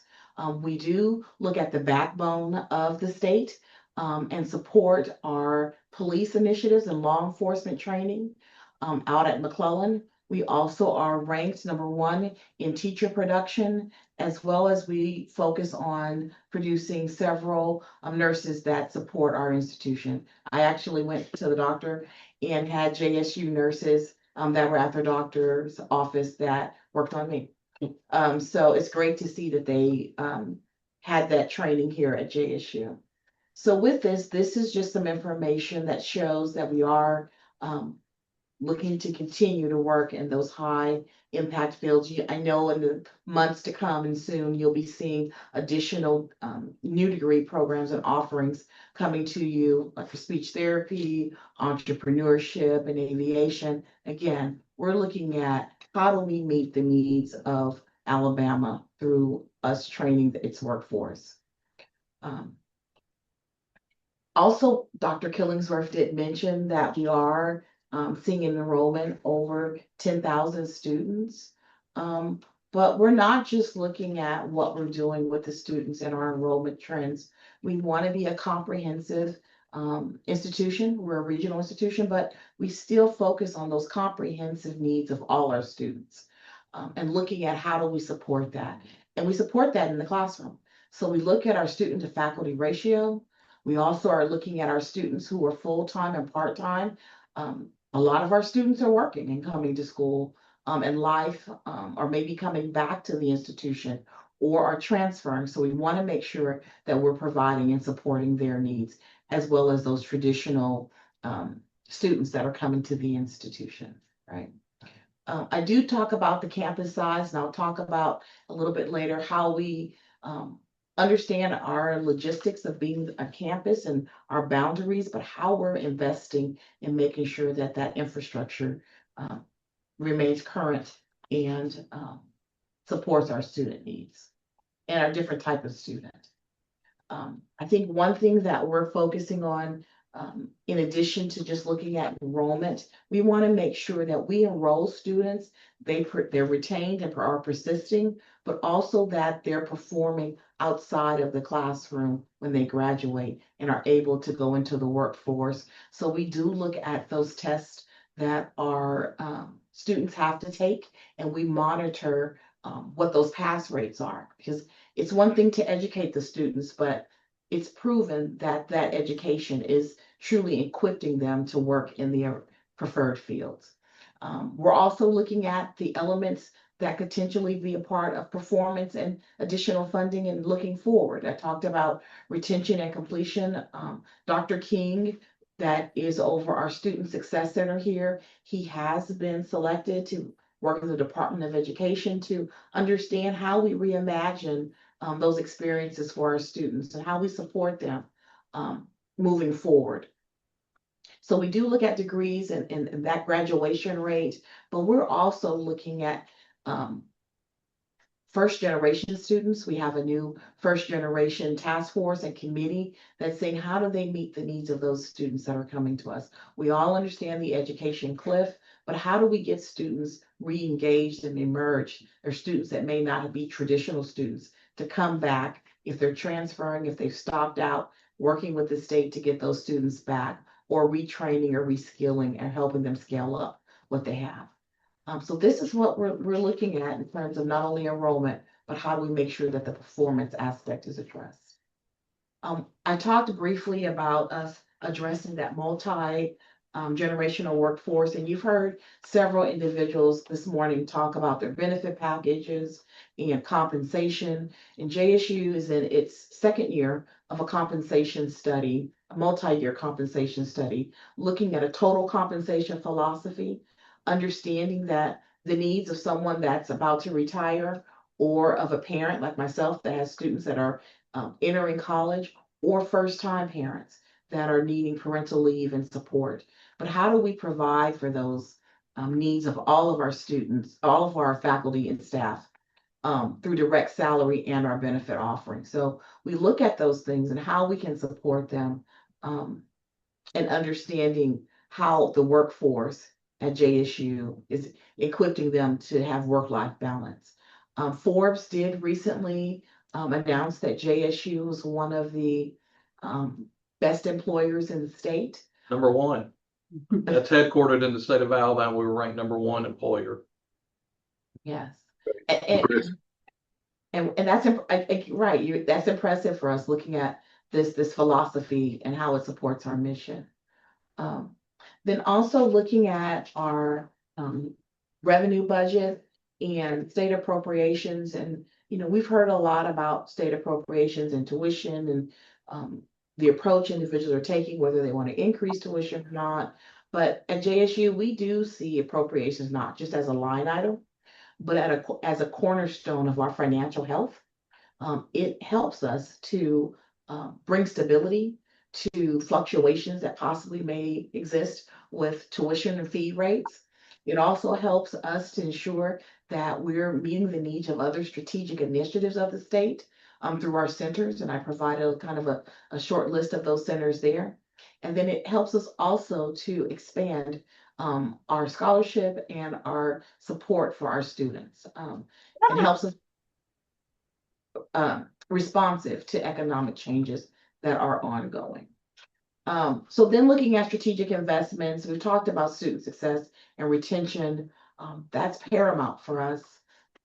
We also are looking at how are we providing for our employees. We've talked about the compensation study. Now we're going to start to transition over to sustainability, maintenance, and fiscal stewardship in infrastructure. And these aren't the, the cutesy things, the cute projects, the sound bites. These are the bread and butter of your budget of your institution, that backbone that helps to make everything move forward. And it is a Jack state of mind. And that's what we say on the campus. Everyone needs to be mindful of what we're doing and how it improves the institution. And that sometimes means you have to stop doing certain things and start doing more innovative things. So for example, we're looking at programs to say, which of our educational and academic programs do we need to scale back because we're needing to take place and have new programs coming on? That's on the academic side. We're also doing that on the fiscal side, seeing what contracts we don't need anymore, cutting back to make way for new and innovative items. Also looking at our infrastructure. We are emerging from the tornado, and that's a story of the past. But the story of the future is that we are investing and looking to see what's that return on investment for us. Why continue to put thousands, if not millions of dollars into buildings that have exhausted their useful life, right? We had several dorms that were built, I don't know, in the 60s, several dorms that had infrastructures that were way in the 70s that we were just putting patches and Band-Aids on and using bubble gum and paper clips to keep them together. And you'll see that we're changing that. We're increasing our infrastructure and looking at projects. We do have another housing project that's ongoing for West Village is what we call it. It's a 700-bed facility that's for our upperclassmen. You may remember last time we spoke, we had North Village coming online that provided for our our lowerclassmen or new students of freshman dorms. So we're really looking at that. At the same time, we've looked at what buildings are sustainable and what can we do to help increase the useful life of some of our other dorms. So we're ongoing looking at how do we use the resources that we get most effectively. So for 26-27's budget, we are asking for about an 11% increase in our state appropriations because that's where the need is. But we also are mindful of reality, and that may not be feasible. So we go about looking at how do we scale and use that priority list that you just saw on the screen to ensure that we're providing for our students, supporting our faculty and staff, and then being a good steward in our community and surrounding areas. And that what we're doing is sustainable. We also do use our supplemental and A&T funds for one-time projects to help us with our technology infrastructure, our compliance, we all are dealing with the same thing, HVAC, elevators, roofs, we're lighting, we're all dealing with the same things. But how do we get some efficiency and see how we can do more with less? And really having those conversations, I call them courageous conversations because sometimes it means saying no. Sometimes it means saying not now. And then oftentimes it may say, let's work together to see how it's economically feasible. We are a school that does have PHIP, and we do ask that if there is an increase that be considered for us. Again, we're a regional institution doing a lot to help the community in Alabama. So you've heard our request, and we do thank AID for their partnership and several new programs that are going to help the state, including Pathways to Progress and others. But we appreciate your time, and we will open it up to questions if you have any. Any questions for Dr. Killingsworth or the rest of the team? That's a very thoughtful plan. We're appreciative. I know that you have experience with the legislative process, and what are your thoughts about the 5 3/4 limit? Is that like a soft number? How do we work around that? I know Leah's there's the lobbyist for you. What are her thoughts? How can we sort of make sure we can sell the fact that higher ed needs those issues, especially with K through 12 having substantial cuts from the federal government, especially for certain activities for those with disabilities and things like that, there looks like the state may try to backfill. It's actually completely good. Sure. So obviously we're respectful of the work that the legislature's done in setting those caps and the reasoning behind the caps. But we, worked with the number that we just presented to you because that meets the needs that we have. And so we wanted to be honest and transparent and have with some of the budget meetings that we've already had about the raw need that JSU has on our campus. So I don't know if that puts, some more weight into their consideration of that cap or what that will do. But we wanted to bring the real need to you all for consideration for that with the understanding that the cap is in place. And Dr. Killingsworth, you are chair of the Council of Presidents. You had a meeting recently and really talked about potential changes in the budget with the performance funding coming. Do you have any other thoughts about how that will help or hinder some of the things at Jacksonville State? Well, thank you for that, Dr. Purcell. And yes, it's next week we have the meeting about modernization of the higher education funding model.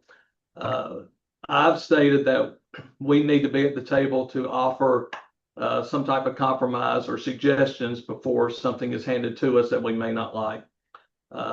We definitely have to take a different look at this, and I know the legislature has looked at various methods and around us in other states. Will we be judged against R1s as a university of our size or a community college? I don't know if that would be ideal, but should we be judged against ourselves possibly? And if we come up with the metrics that we say we're going to take on and try to be better at, then reward us if we do so. All of that needs to become into conversation. As long as we can come to some type of compromise and conversation together, then we're okay. What I do worry is that it's already been decided, which I don't think it has, but if something is decided without, the input from the various constituents, then I just don't know what that would look like or be helpful to all the institutions that are showing such progress in the state and across the state. So that's what I'm coming from as a chair. But I do have to sell the university, my university as well. But I'm looking forward to the conversation. I think the legislature knows that higher ed is interested in making some type of adjustment in how we're funded, not through the current funding model, but on top of the current funding model. And then we'll go from there. Good. Thank you. Dr. Cunsworth, I've got a quick question. First, I want a great presentation, very professional, and commend you on that. And also on your comprehensive approach to personnel and fiscal stewardship. Very, very good. Anyone that looks at JSU knows that you guys are on the move and you're growing now over 10,000 in enrollment. I'm curious, how much of that is on-campus housing? How much is handled by private or and basically let us behind the curtain? And how does that affect your budget allocation discussions? Well, specifically in housing, Commissioner Singleton, we had to come up with a number that we felt comfortable was what we needed for our on-campus housing options for our students, which, by the way, is still more affordable than off-campus. Right. So we put a number about 2,800 beds. After we opened the new West Village, which is 715 new beds, it's actually replacement housing. We will tear down 5 other properties that have exceeded their life expectancy, which we're not throwing good money after bad, and we're putting it toward the new facility. When all of that's washed out, we'll only net 70 new beds. So again, that's around that 2,800 bed number that we feel is adequate for our student population. Now, we do see a lot of off-campus housing apartment complexes going up in the city of Jacksonville. Of course, Jacksonville, the city, and the university are both growing together. So we have to make sure we strategically go about this strictly on the housing conversation. Now, the other budget concerns, you might have touched on that just a little bit. I may turn that back to Dr. Harmon to talk about as a whole. But strictly on housing, we have a strategic housing plan that we have asked the trustees to approve several years ago, and we are sticking to that plan. I commend you on that. Well thought out. Anything to add? Dr. Harmon, anything that you? Oh, no, there's nothing that I have to add. We're looking at the total effect, and we do this working with our foundation and really look at how can we braid and blend funds and help use all of our partners to respond to this need. And if you didn't know, these projects, Commissioner Singleton, were done by our foundation. It's a public-private partnership type model where we can get with the foundation. They actually go to the bond market for us, and we lease that property back from our foundation. And I was curious about that. Makes a lot of sense. I commend you on your growth. Very good presentation. Any other questions? Thank you all for your time. Thank you, sir. Appreciate y'all. Is Miss Deanna Smith on the call? Yes, she is. I put it down. Where I am. is Dr. Roberson going to be available or? I am here. Oh, there you go. Got you both. Scott Dillard is with us also. Welcome. Well, this time we'll turn it over to you. Thank you.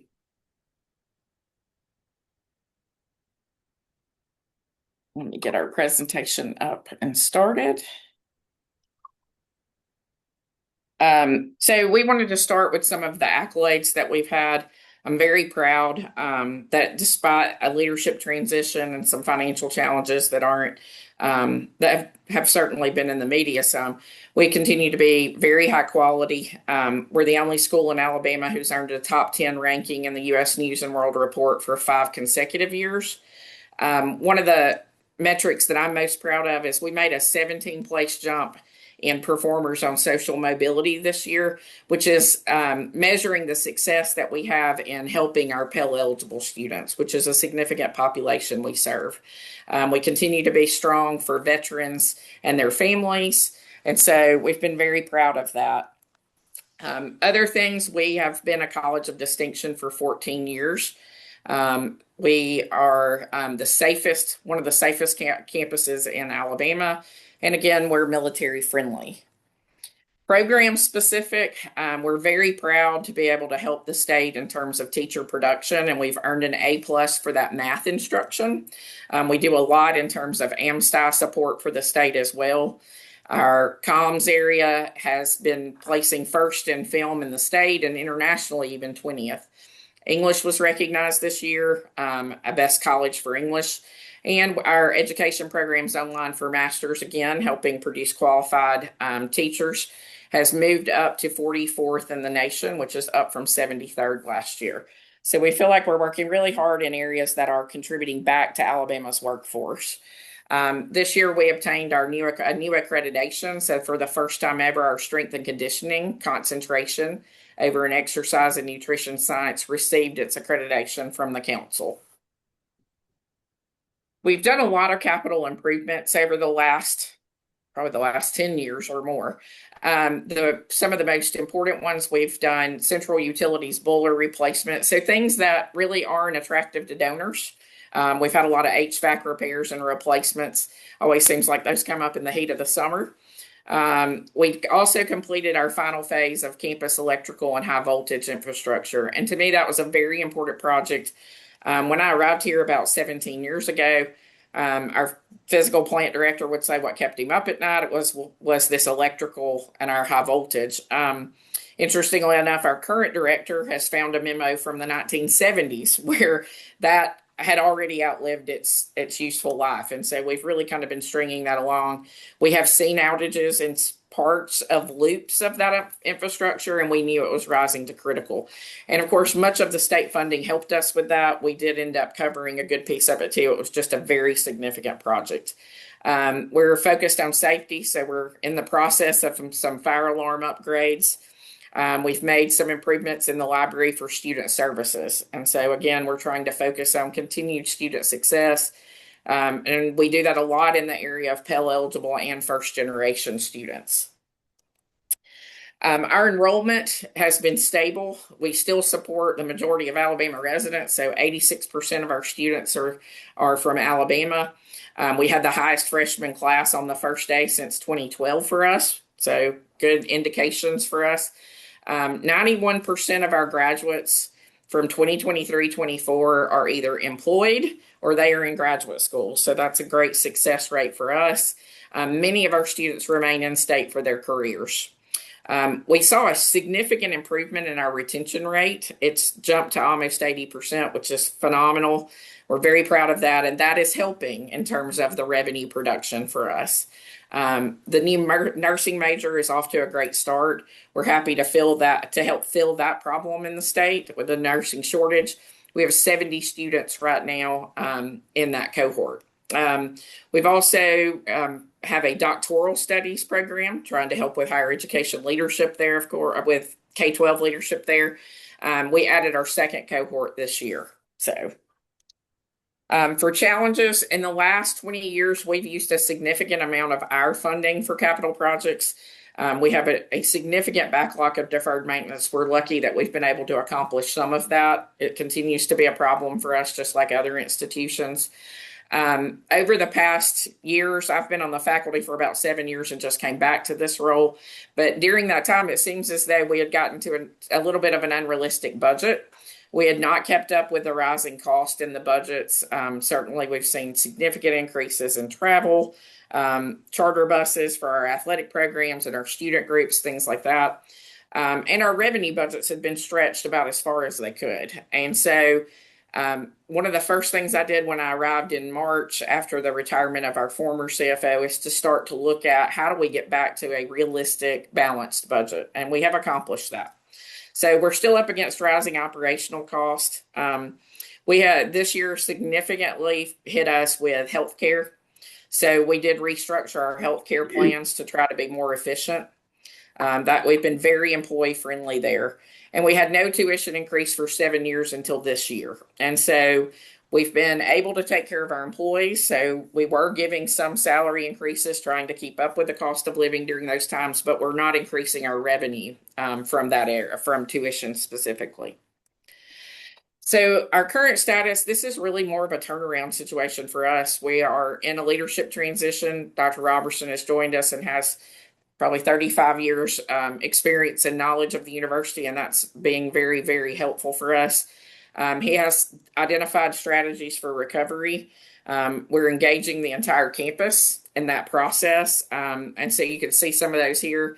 We definitely are looking at our academic programs. So under-enrolled programs that don't seem to meet the needs of our state anymore will likely be looking at being on a watch list or possibly closed. And of course, that will give us the chance to invest more in workforce development friendly programs.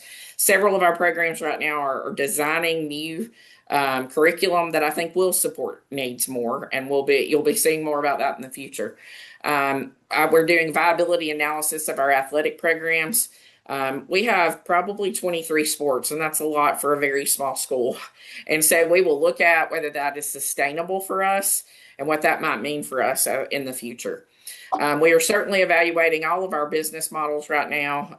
We're looking at financial stabilization, and that will include right-sizing the university. So we did have a modest reduction in force this spring. We did a very small retirement incentive, but we are looking at an additional retirement incentive. We've had additional people reach eligibility. We will be looking at methods to grow and diversify our revenue.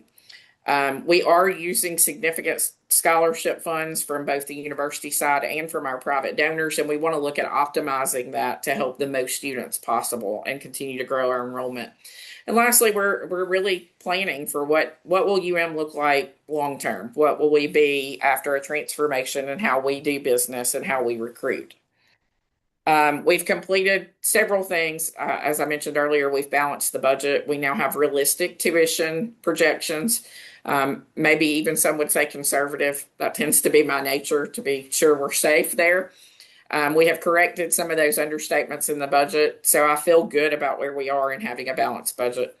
In addition to the modest reduction in force I mentioned, we've eliminated non-critical vacant positions, had that incentive, and restructured our health insurance.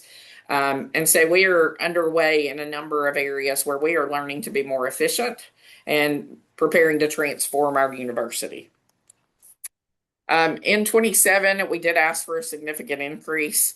And we fully expect that that's something that won't be accommodated given the cap, but we did want to be able to really clarify what our needs were and to be sure that everyone knew. So the rising healthcare cost will continue to be a challenge for us. We will go to market this coming year probably for all of our benefits programs just to be sure we're getting competitive rates again. Of course, the retirement increases and the PHIP increases. We also, I know another institution mentioned this, we are at that point of making some decisions and looking at ERP systems Banner's been really costly for a school our size, and so we will evaluate whether that's the right choice for us. So we probably have a pretty heavy lift coming in the next 5 years on software. We have deferred some of our classroom upgrades. We'd gotten into a great process of trying to keep those upgraded, doing a couple every year, the same with replacing computers on campus. And we have deferred those right now as we're stabilizing finances. We certainly have critical equipment needs that right now we don't have a lot of funding for. Deferred maintenance is going to continue to be an issue for us as well. We need some expansion in some of our faculty areas. The second largest major on campus is exercise and nutrition and science. They have recently added a master's, and so we see growth in that area. And again, that aligns with what we're doing in terms of possibly cutting in areas that aren't performing to be able to meet the needs of high demand majors.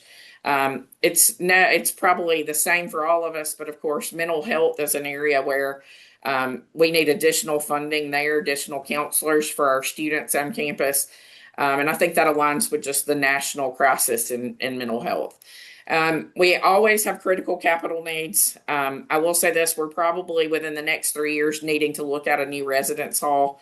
Our largest residence hall on campus is reaching the end of its life as a residence hall. And so that was put into our facilities master plan on about 3 years out.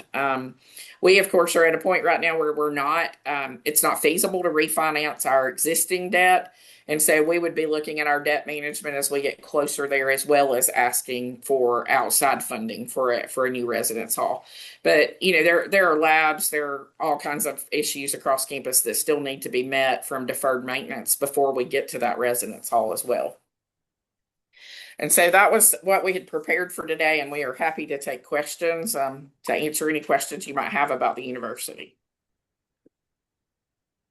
Thank you, Deanna. Any questions? Well, I just want to commend Dr. Robertson. I think you've done a great job coming in, taking, the issues that there, the bull by the horns. You want to just sort of give some general update on how well y'all been doing that. And, but anyway, congratulations getting into government at a tough time. And from all indications, everybody I've talked to from up there have found that you've done a great job, and you've done it in as positive manner as possible. Thank you. I appreciate that. I think the challenge for us every day has been to sort of balance hope with the truth, with transparency and the truth. I've spent, probably the first 3 months of my time here just getting the lay of the land. And I've learned a lot. Having been away for 12 years, I had a lot to learn, but Montevallo is essentially the same, characters unchanged, a lot of good people doing a lot of good things. Our plan to move forward, Deanna's really addressed everything. Getting back to financial stability is one focus area. Another is optimizing staff, personnel, all across the campus. An example of that is looking at physical plant, looking at whether we can significantly restructure that ourselves or outsource. She mentioned we're looking at every program in terms of viability, and our focus there has not been just on numbers, but looking at market demand and whether we can establish a clear path to career. I might mention there, somebody said here to me a couple of weeks ago, and it should be said, about the only public liberal arts college in the state, is that we don't prepare students all the time for just one career. We prepare them for all the careers. So our sense is that employers want students who think critically, who speak well, write well, make good decisions. And that's what our goal is with all of our programs. But in terms of specific movement toward clearer career paths, several of our programs are making a good response to that, and that certainly makes me happy. We do have 23 sports, I think at the current time. We have 700 athletes. To some extent, athletics has been used to grow our enrollment. The good news about that at Montevallo is that these are really good students. Academically, they perform well. So our growth will need to be beyond that. Our residence halls are at capacity. We're looking at potential new populations, especially being where we are in a growing county like Shelby County. The fourth area Deanna mentioned is revenue generation. Scott will actually be providing some leadership for us there. And then the fifth area is looking 5 and 10 years out at our identity, how we preserve the best of who we are, but how we respond to the world the way it exists today. And thank you for the opportunity to share our needs with you. Well, thank you. It was a great presentation. Looks like you have a good plan. And, you do ask for a lot of money, I think a 20% increase. How much of that is to address the shortfall that, based on, what happened, versus, looking forward and creating new things? Right. I think it's really hard for us to put an exact number on it. I know that my initial indications were to cover all critical needs, right? Rising cost of critical needs first. I do think that leaves us somewhere probably between maybe 1.5 million to 3 million that we're trying to put into reserves.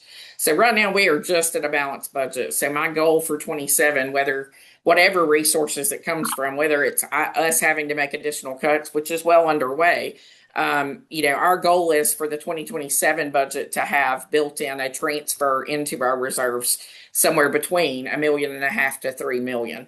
And so, I would indicate that, we want to spend everything that the state is giving us on our highest needs. But we also realize that part of our need right now is to restore some stability in terms of reserves so that we're ready to weather rainy days on our own without visiting the state for those. Okay. Well, great. Thank you. Just a question, not really directed just to the University of Montevallo, but I'm curious, what kind of mental health support are you getting from the Alabama Department of Mental Health?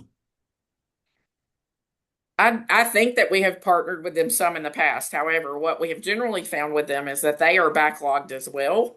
And so we have full-time counseling staff on our campus. We also find that one of the ways we get some efficiency is to work with new counselors that have their private practice, but they want to be here to work under our staff, our director, in order to complete their work requirement for licensing. So we've worked on some challenge, some kind of creative ways to more efficiently do so. When there are cases that escalate, often we are contacting the Department of Mental Health, or we are working through Shelby County and our hospital resources as well.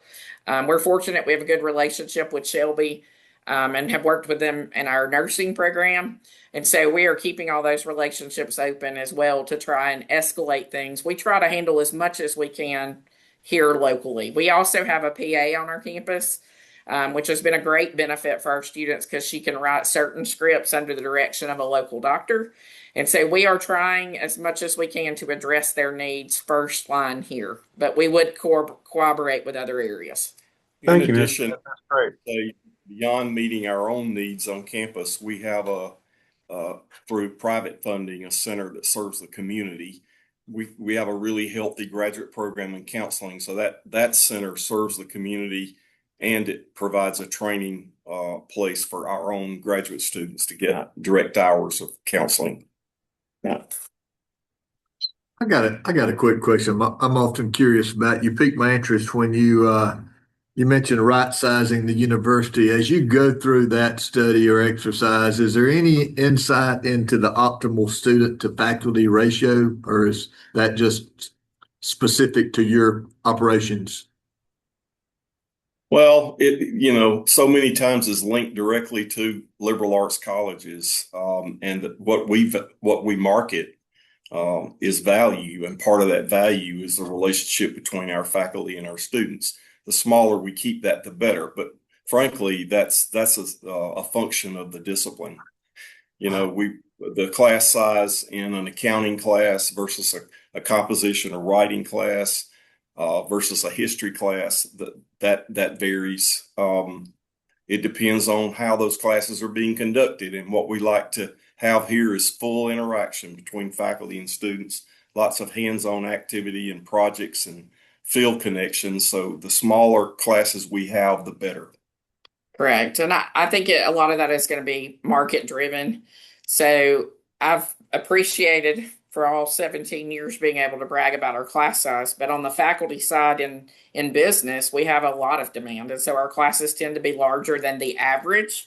And I can tell you that our faculty work really hard to maintain the one-on-one relationship despite that class size.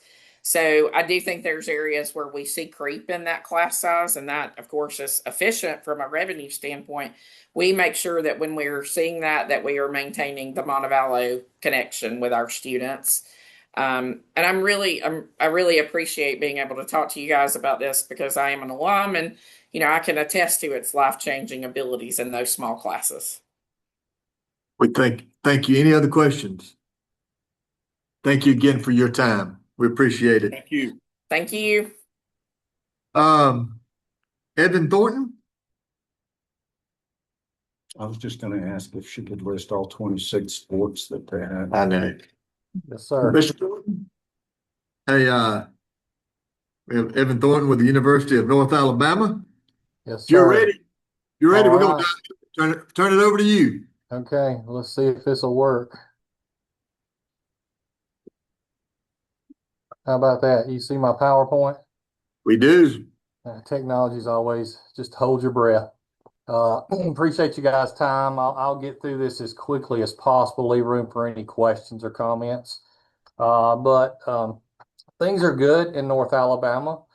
We are continuing to see record growth, and I will figure out how to make my slide go forward. There we go. So we really serve North Alabama. So this is our region of service. You see these counties with the purple star being the location of our campus. But we're full steam ahead of creating Alabama workforce and educating existing Alabama citizens to either further their employment or retool if necessary. So part of that is just making partners. So here's a list of some of our partners. We have 100+ formal partnerships with community organizations, businesses, state agencies. We will find a need. I think on another slide, we provide certificates, micro credentials, associate's degrees, bachelor's degrees, master's degrees, and doctoral degrees.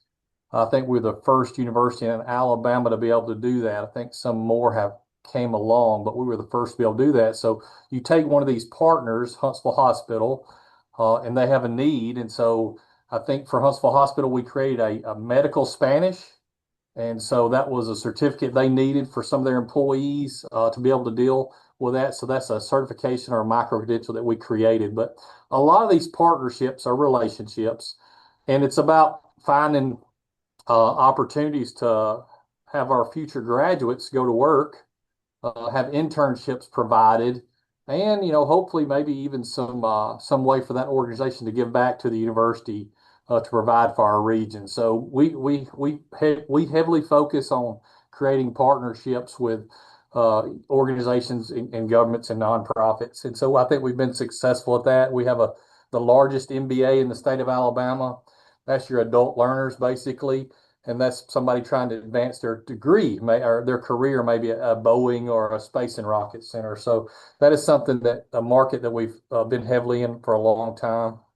We continue to tag ourselves as Alabama's Workforce Development University, and we've kind of created programs or basically emphasized programs that get our graduates high-paying jobs. And so we know that's better for the state, that's better for our graduates, and we try to stay connected to the market. And right now that's anything in the health field, computing technology. All of our graduates in computer science have jobs before they walk across the stage, along with our nursing and accounting. And our newest programs are the engineering. We had engineering technology, which is an applied engineering, and now we've moved on to just a BS in engineering. And Dr. Purcell's the academic here. I am not. So he could tell you the difference between those. The Evans version is the BS in engineering we've added is what the federal government wants for their engineers. So if you graduate with that degree, that'll align you up to be able to go work for the federal government. Our highlights, and we continue to be nimble and add programs where we need to that have a good return on investment. So we've added over 25 workforce degrees or certificates in the past 7 years. And as I just mentioned, we just started the Bachelor of Engineering in the fall of 24. I think we have maybe 66 students that are in that Bachelor of Engineering first cohort. And then our latest edition, which started fall of 25, is a bachelor's and a master's in occupational therapy. And so that started in fall of 25. So still trying to help where the shortfall in the health professions fields in our service region and really the state. But we hope we've really partnered with our local North Alabama hospitals to try to help them with the gaps they have for the demand on their health professionals. This is a slide that kind of shows you the number of degrees that we've increased since 2018-19. So we have produced 108% more registered nursing graduates than we did in 18-19. We continue, there's still a need in education, and we know that we got a lot of retirement. So we continue to produce teachers, and then accounting, computer science, and there's engineering. Of course, engineering technology is new, so that's why you see the 700% increase in graduates, but that does not include the new BS in engineering. So we feel like we've really tried to focus on graduating students in a need that we know they'll be able to get a job, and hopefully a high paying job. So just some enrollment highlights. We continue to break records. Fall 2025 is the 8th year that we've exceeded our highest enrollment. So we're a little over 10.7 right now, and that represents about 220,000 credit hours. Just like your investment portfolio, you want to diversify your enrollment strategy, right? So you don't want all your eggs in one basket. As the economy goes up and continues to increase, people feel less and less need to go get their graduate degree because they're doing good. And so we have seen a decline in graduate students, but we've seen an uptick in undergraduate, and of course online. Some students are full-time undergraduate students, but never darken the doors of campus. And so that's okay too, right? We want to serve those students as well. We continue to try to focus scholarships and things on the workforce development because we know that's what the state needs, the 500,000 workers it needs. So we've continued to focus on those areas. And just the secret of our success, and I don't want to say it's a secret because anybody can do it, and we just seen it. But in 2018, we made a decision to become competitive with our scholarships. In 2017, let's just say at another peer institution, for 4 years you may have got $20,000, and at UNA you might have got $8,000. And so we were just way behind on ACT, gets you this, and GPA gets you that. So in 2018, we made a strategic investment in scholarships, and this is what it's produced. As you can see, and I would probably challenge anybody, I don't know if there's another university in the free world that can show that the average loan per student has went down. And so as you can see, in 2017-18, our average scholarship was $2,700 per student, and average loan was $6,200. And by 22-23, that average scholarship was $5,400, and average loan was $5,500. And so we are now working, because the university doesn't operate on tuition, it operates on net tuition, right? So when you start giving out scholarships, that's less money the university is receiving. So it's a balance. And we're still trying to figure out. If I told you we had it figured out, I'd be lying to you. We are trying to find a balance of what's enough scholarships to get a student to be a UNA student. And so we're working on it, but we're very proud that we've been able to bring down the average loan. When the headlines in the national news is this, college is not worth it, you're getting a mound of debt, don't go to college. We kind of feel like we're a reasonable option and still provide a great value. So that's just something we're really proud of. I tell people, and Dr. Purcell will agree with me, if somebody figured out scholarships, they gave up education. They're in Vegas now, and they do the odds on those games. That's how complicated the scholarship balance is knowing how to use all those numbers and use them correctly. But that is something we're very proud of. The other thing we've done is we just think we're getting a higher caliber student, and hopefully we're creating those students here. But this is our retention rate, and it's 78%.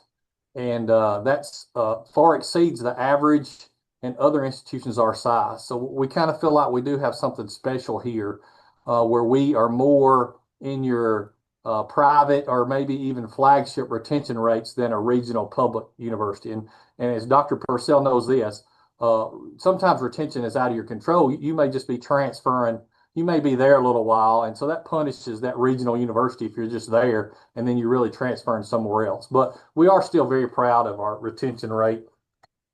Here's the degrees awarded. So in 2015, that was 1,269, and that was in 24, 2,227. And so we've awarded 74% more degrees since 2015, compared to the other institutions at 28% more degrees. And if you'll notice, we had 32,000 total graduates in Alabama in 2015. That's 41,000 now. Of that increase, the University of North Alabama makes up 10% of that increase in degrees. So we feel like we have taken the mission of getting people across the stage quicker to heart, and I think the proof is in the pudding there. Here's our budget, just so, and I don't know if y'all even get to see these numbers, but I like to show you what our budget was and then how we finished the year, and then you'll get to see a 26 budget, and then you get to see our proposed 27 budget. And so, you know, and if you just go through there, you can see we are pretty conservative, but we're very close to the mark as well. And so that's kind of things that we take pride into. We're not really hiding anything or pushing things around. We try to do our very best. So we basically budgeted 97.1 in tuition for 25, and we got 96.9. Now, I typically like the actual to be higher, but you know, some things just out of your control. But we do try to be very conservative and precise in our budgeting. So we're asking for $65 million for 27, and what that would do is that would balance the budget. That would not give us a surplus. That would balance the budget, and that's probably I think it's a 14% increase, and I may even say that somewhere on here, but it's a 14.2% increase, and we are meeting with legislators now, as you guys know, and we are aware of the cap as well, and our legislators remind us of the cap, and so we are. That does not mean we're not going to be open and transparent and give you the details of what the university needs to operate. If there was a more efficient way to operate, I hope we found it by now, but we're always open to advice, and so.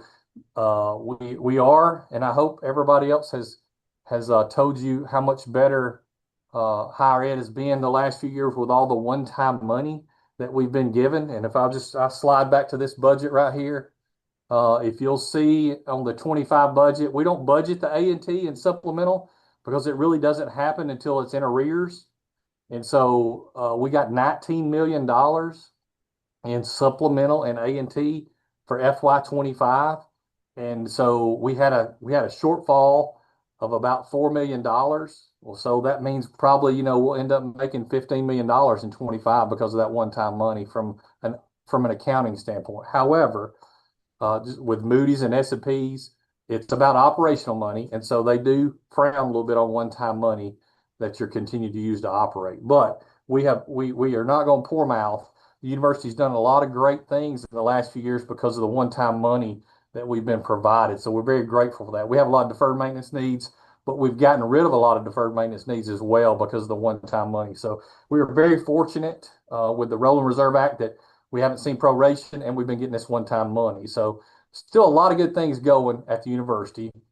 But to bring us up alongside our peers, that would probably be the $65 million would land. We are in the design phase. I'll be sharing some renderings with my board of trustees next week on an engineering building. But we've secured $16 million from federal money to construct that building. And then last year's appropriation in the supplemental, the legislature earmarked $4 million. So we have $20 million toward probably what will be a $25 million project for an engineering building. So we've probably added 3 new buildings in the last few years, with probably less than $10 or $20 million in borrowed funds. So very excited about the trajectory of the university and where it's headed. So at that point in time, I'm going to end my presentation and I'm going to offer questions that you can ask me, or I've got one for you. Any questions for Mr. Thornton? Evan, this is Jim Hood. I got a quick question for you. I read research at some point where it said that if you can scholarship about 67% of a student's tuition and fees, then it greatly increases their chance of completing a degree or credential. Based on what y'all are seeing, do you think there's a linkage between your new way of strategically using your scholarships and your increase in retention rates? Well, I tell you what, I mean, we can't point to one thing, Jim, for sure, because we back up about probably 2019, we went to banded tuition. And so we had I don't want to say a horrible 4-year graduation rate, but it wasn't sufficient. And so we moved banded, because what happens is the federal government, 12 hours is full time. Well, 12 hours a semester will not graduate you in 4 years. But if the federal government's telling you you need 12 hours to get all this aid, well, that's all you're going to take. So we moved to a banded tuition model where 12 hours cost you the same as 18, okay? But we priced it at 15 hours. So it doesn't behoove you to take less than 15, because in theory, you're paying for 15 already. But to smooth it over, we said you can take 18 and it ain't gonna cost you any more. And so that has put us on a trajectory that our graduation rate has probably went up 10% since 2000. You know, it takes a little while, but since 2019, our graduation rate has steadily went up. And we've invested in early college as well, where my son graduated here in 4 years with a master's, because he came in with, 20 hours as an undergraduate, and he was able to tack on a master's and get out of here in 4 years. So I think that has went a long way to get students to be able to get out here. And I really think there needs to be some kind of study done on what that saves a family, because it's not just the tuition cost of that extra year.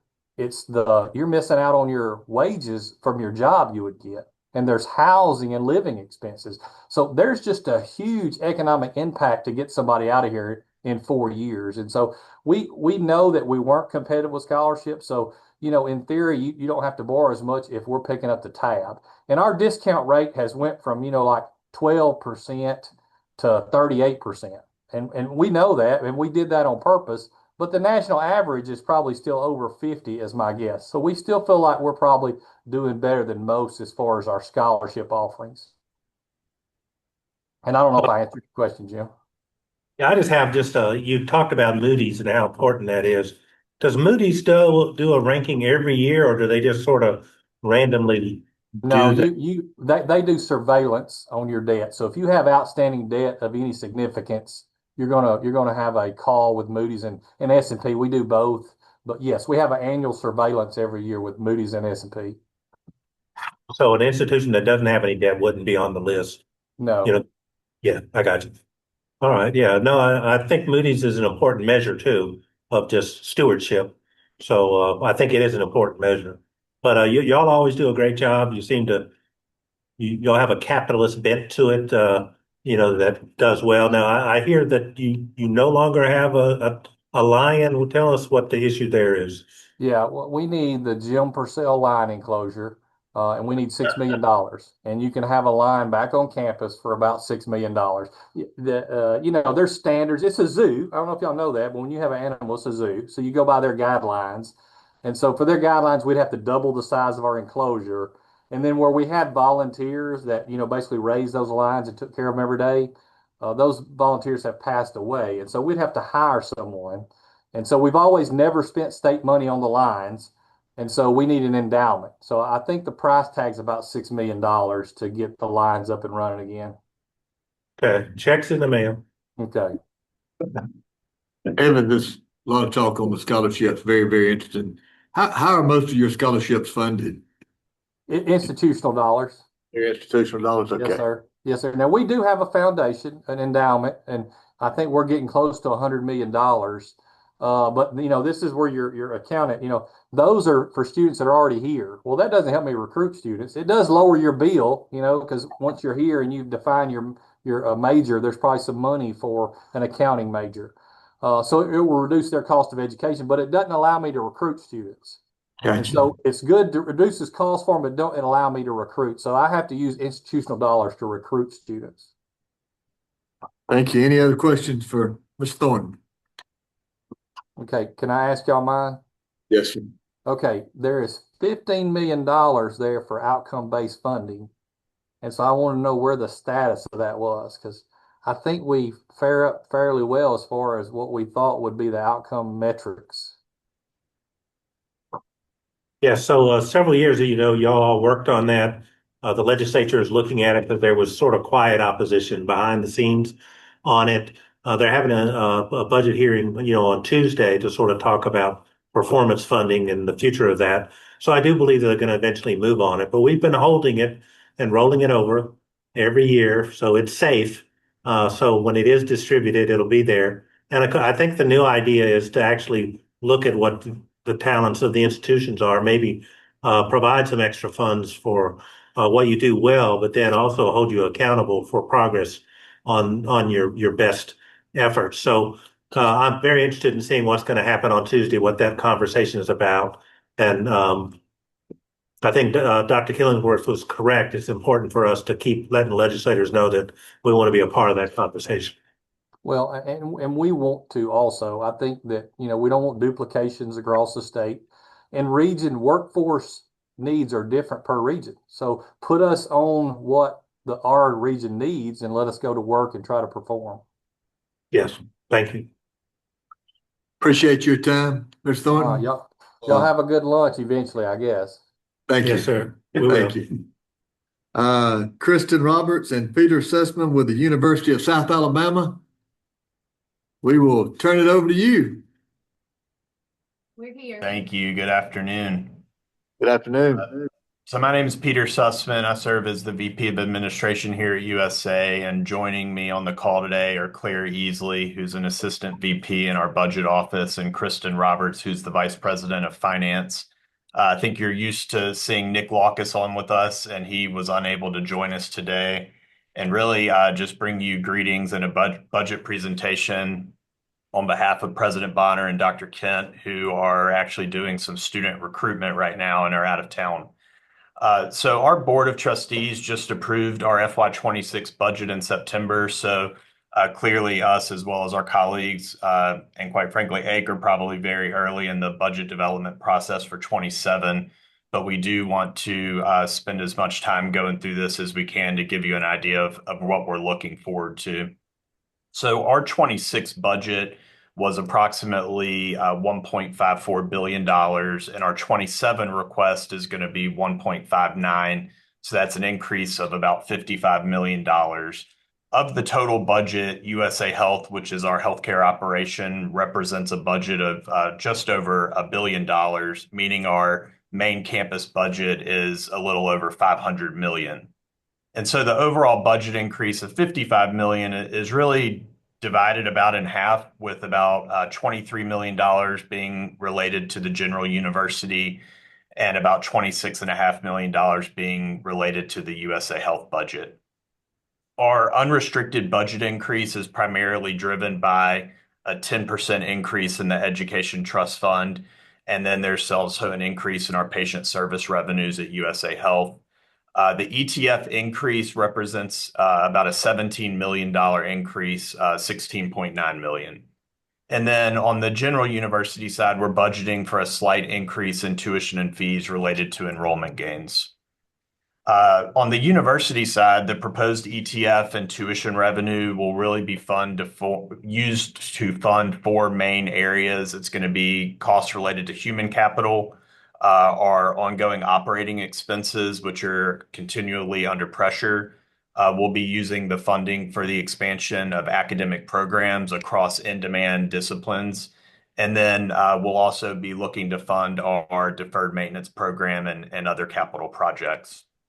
On the USA Health side, the ETF appropriation increase will be used to enhance the delivery of medical education, and they will use their patient service revenues for other operating needs in the clinical setting. And, really, as I've been listening to the hearing today, I feel like I could close my eyes and maybe substitute different numbers. And what we're hearing from all of our peers across the state is very, very similar. We're all kind of in the same boat and facing a lot of the same issues. And so, like everyone has said, we believe our ETF increase is really critical and necessary for us to implement our priorities and initiatives that are critical for higher education in the state. One of our main priorities is our commitment to our compensation for our faculty and staff, and we really want to bring it to a competitive level, not only with our higher ed peers, but also in our local community. And as we've talked over the last number of years, we've talked about this priority each year since we started these budget hearings. And a quick history, in 2022, we completed a faculty salary survey where we identified areas where we were the least competitive with our peers. And by peers in that sense, I'm not necessarily talking about our peers in Alabama, but peers across really the United States and the Southeast, clearly with some geographic adjustments for cost of livings and whatnot. But we implemented a 3-year plan to fund salary increases for the positions in certain areas that we identified as the most in need. And that was completed in FY25. Then, as part of the FY26 budget, our Board of Trustees approved a 3% across the board salary increase for our general university division employees, and that goes into effect at the end of this month. And just to give you some perspective, the cost of that is between $5 and $6 million. We're now at the very beginning stages of conducting a new faculty salary survey where we will continue assessing where our needs are greatest. And the goal is to be able to roll out potential potential changes related to the survey results over a multi-year period. And really what we're hoping for is that we can recruit and retain top faculty and that'll translate to student success. So clearly we're committed to continuing the support of our faculty and staff through competitive compensation and benefits, and the ETF appropriation is a key part of that. Lastly, I'll just close out the conversation around our human capital costs by highlighting that just like our peers, we are very heavily impacted by the TRS retirement contribution increases, PHIP rates, and health insurance cost increases. And so it's a constant battle to keep up with those rate increases that are somewhat out of our control or entirely out of our control. And it's really a balancing act in our budget to try and do everything we can when we've got such pressure on us coming from some things that we can't control. With regard to our ongoing and routine operating expenses, we are seeing significant increases related to cyber and property insurance. Software licenses across the institution are, quite frankly, out of control, and we're so reliant on so much of our software licenses. I think that UA at the beginning of the day talked about the subscription costs related to their library periodicals, and we're under continued pressure there with 6-figure increases every year. We've also got a lot of needs related to campus security, access controls, video surveillance, and there's just a lot of cost pressure there. So moving to academic programs, this fall we implemented 3 new undergraduate programs in our Mitchell College of Business. Some exciting ones related to entrepreneurship and professional sales. And then within the College of Arts and Sciences, we created a master's program in applied statistics in the math department. Last fall, we implemented several new programs, including a BS in aerospace engineering, and we've got some new academic programs in the pipeline for FY27. And when we roll out these new programs, sometimes we do have some seed funding. In one case recently, we have a donor who has seed funded some academic programs, or in one instance, our foundation has done that. But typically, and even with those, we're funding those through our O&M budget. And so the ETF appropriation and our flexibility there directly impacts what we can do. So along with investing in these new programs, we're also committed to funding deferred maintenance and new capital projects across our campus through our annual budget. Others have mentioned, and I'll just echo that the state has clearly been very generous in allocating us one-time funds over the last several years. and that has been critical to our deferred maintenance needs on campus. And we're really grateful for that funding. But the reality is that our pipeline of projects is very significant, and it's very challenging to prioritize and fund all of our deferred maintenance and capital needs. And we do that. We're making efforts to have a robust deferred maintenance program built into our budget with annual allocations. But we also are reliant on one-time funding and other sources of revenues to fund the deferred maintenance in our capital projects. So we've just begun the process of developing a new 10-year campus master plan. Our process is going to capture feedback from a wide array of campus and community stakeholders. The master plan process will consider our facilities condition assessment that was conducted last year, which basically looked across campus at all of our deferred maintenance needs in a comprehensive manner.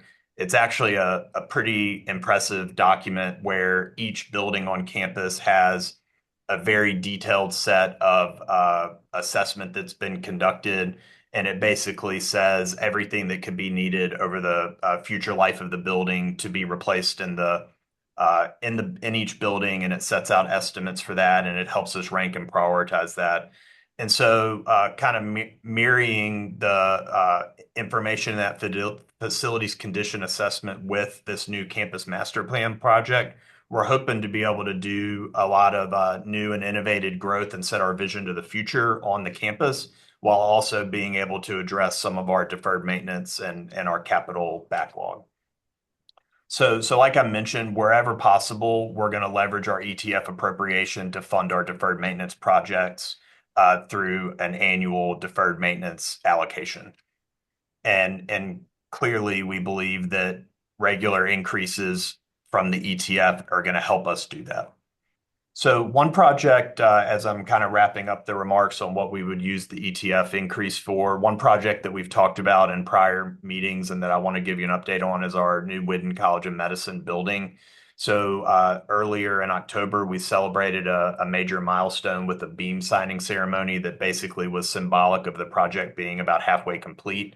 If you come and drive by campus, you can't miss the building. It's massive. It's 500,000 square feet, and it's going to be fully dedicated to healthcare education and research, and it's going to help us grow the number of College of Medicine students that we're educating. And most of those College of Medicine graduate students stay in the state of Alabama, and many of them move and practice in rural health areas. And so that's something that we're really proud of and that we take a lot of pride in. So hopefully you've got a good idea now of kind of the ins and outs of our budget request and some of the challenges and opportunities that we've got. And I just want to talk for a minute and talk about our student enrollment.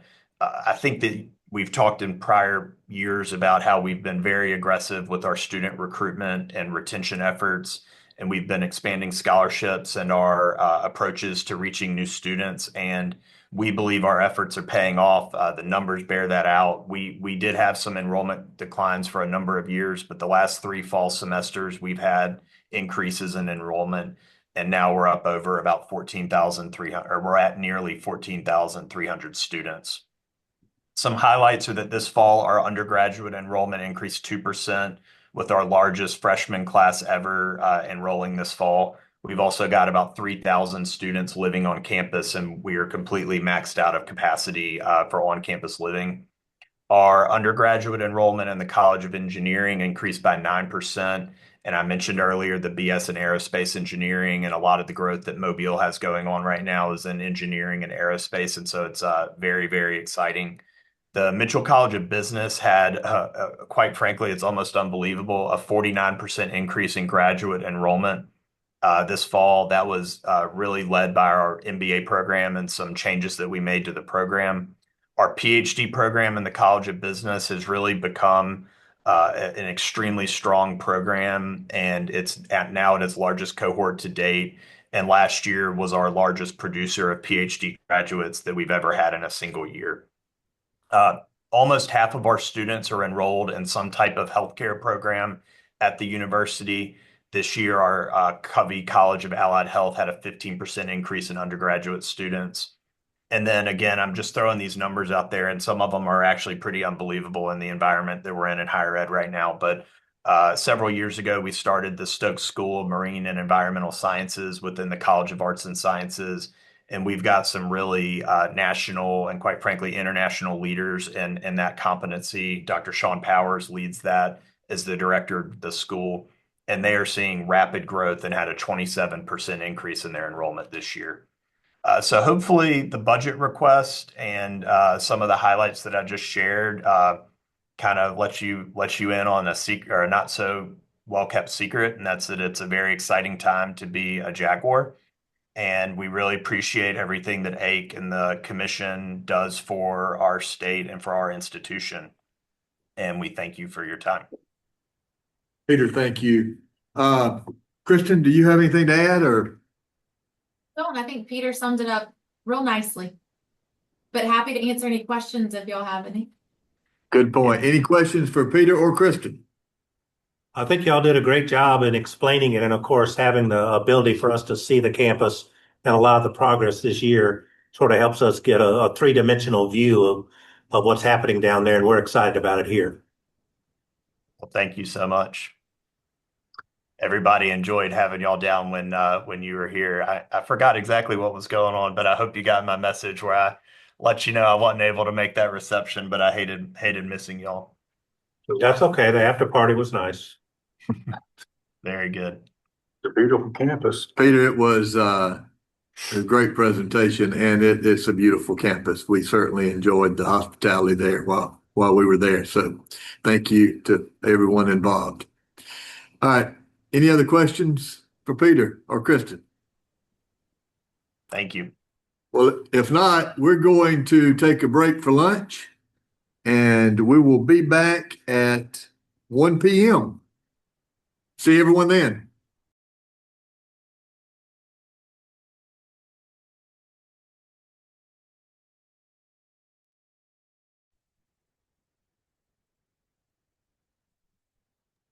You're live. And we are back. Cleet, is Dr. Fritsch, will he be with us today or not? He is not. He had a prior engagement and sends his apologies that he couldn't make it. Hey, listen, it's your show. We turn it over. That's tough after lunch, isn't it? It was a good lunch. You're lucky. You got the best slot. I can blame it on the food for putting you to sleep. Okay. All right, let's see if I can get this. Let's see here. Share my screen.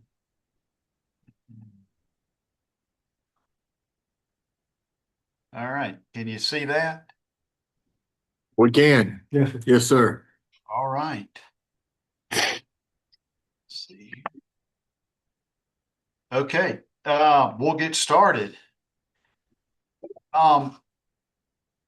Just want to start out real quick on just a high note for us is you mentioned Dr. Fritsch. We got a new president here in January, and he's keeping us extremely busy with his goals and ambitions and new initiatives. Yes.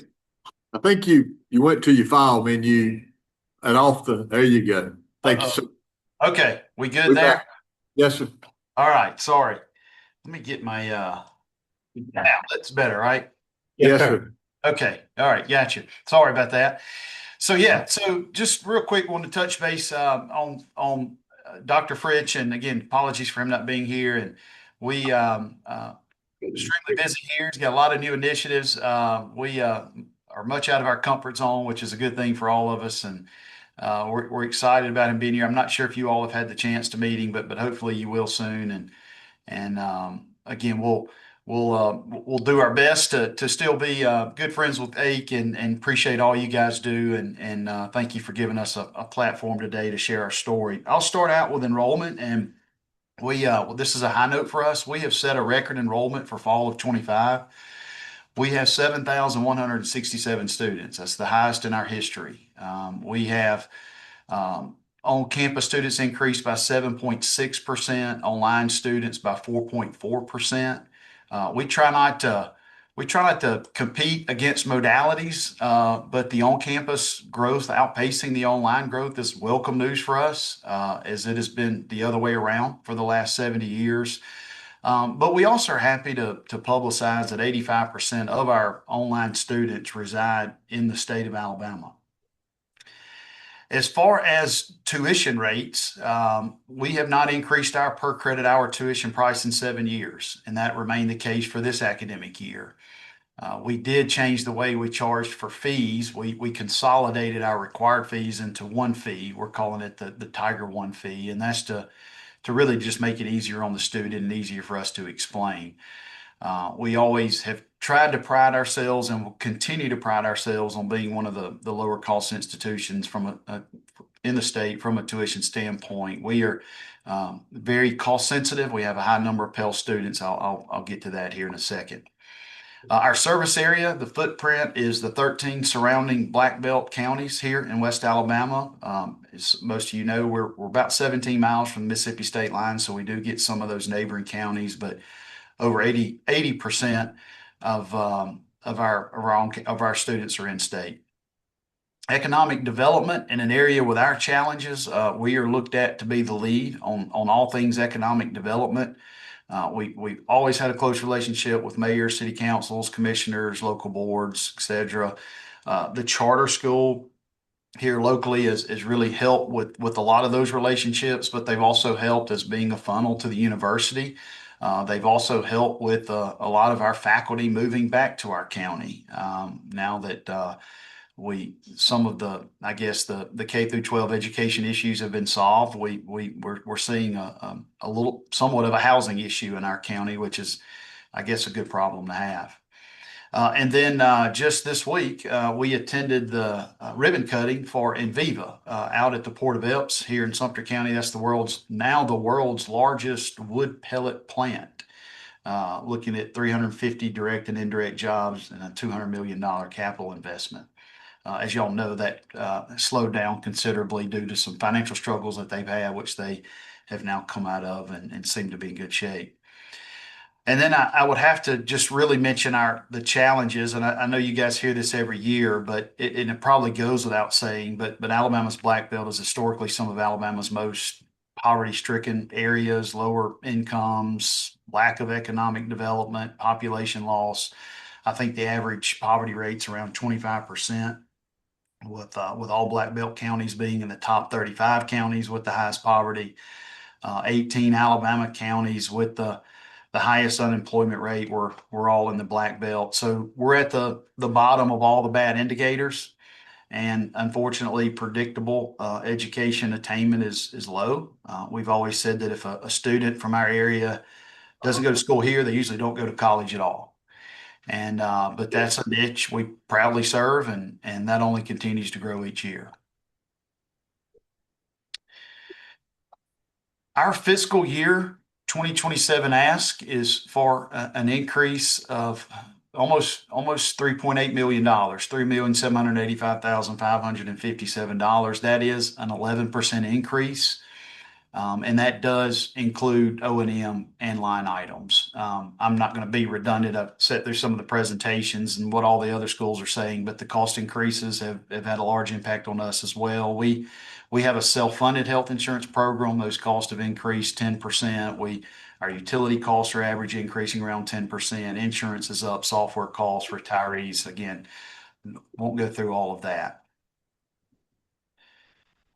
Some of the ways we plan to use the funds, the largest dollar ask, or it's really 70% or almost $3 million of the ask to be precise, is for salary increases for faculty and staff. The specific request includes a 5% increase for this, and along with it, employee benefits. This is primarily an effort to bring our current employees up in pay. Each time we do an analysis and look at other schools, and in most cases, we're at the bottom end of the scale, and we're trying to change that. We were able to give raises the last few years, but we did go several years before that with no raises, so we're still playing a little bit of catch up. Next, I just lumped renovation, remodeling, deferred maintenance together here. Our buildings were built in the 30s, some in the 50s, some in the 70s. Most of them are going to be at least 50 years old. It goes without saying that we need a lot of upgrades, and our plan is to move really now from new construction to more renovation and remodeling of existing buildings. Thanks to A&T and the supplemental funds, we have taken care of a lot of that, but obviously that's just going to continue, and we are always going to be appreciative of those funds.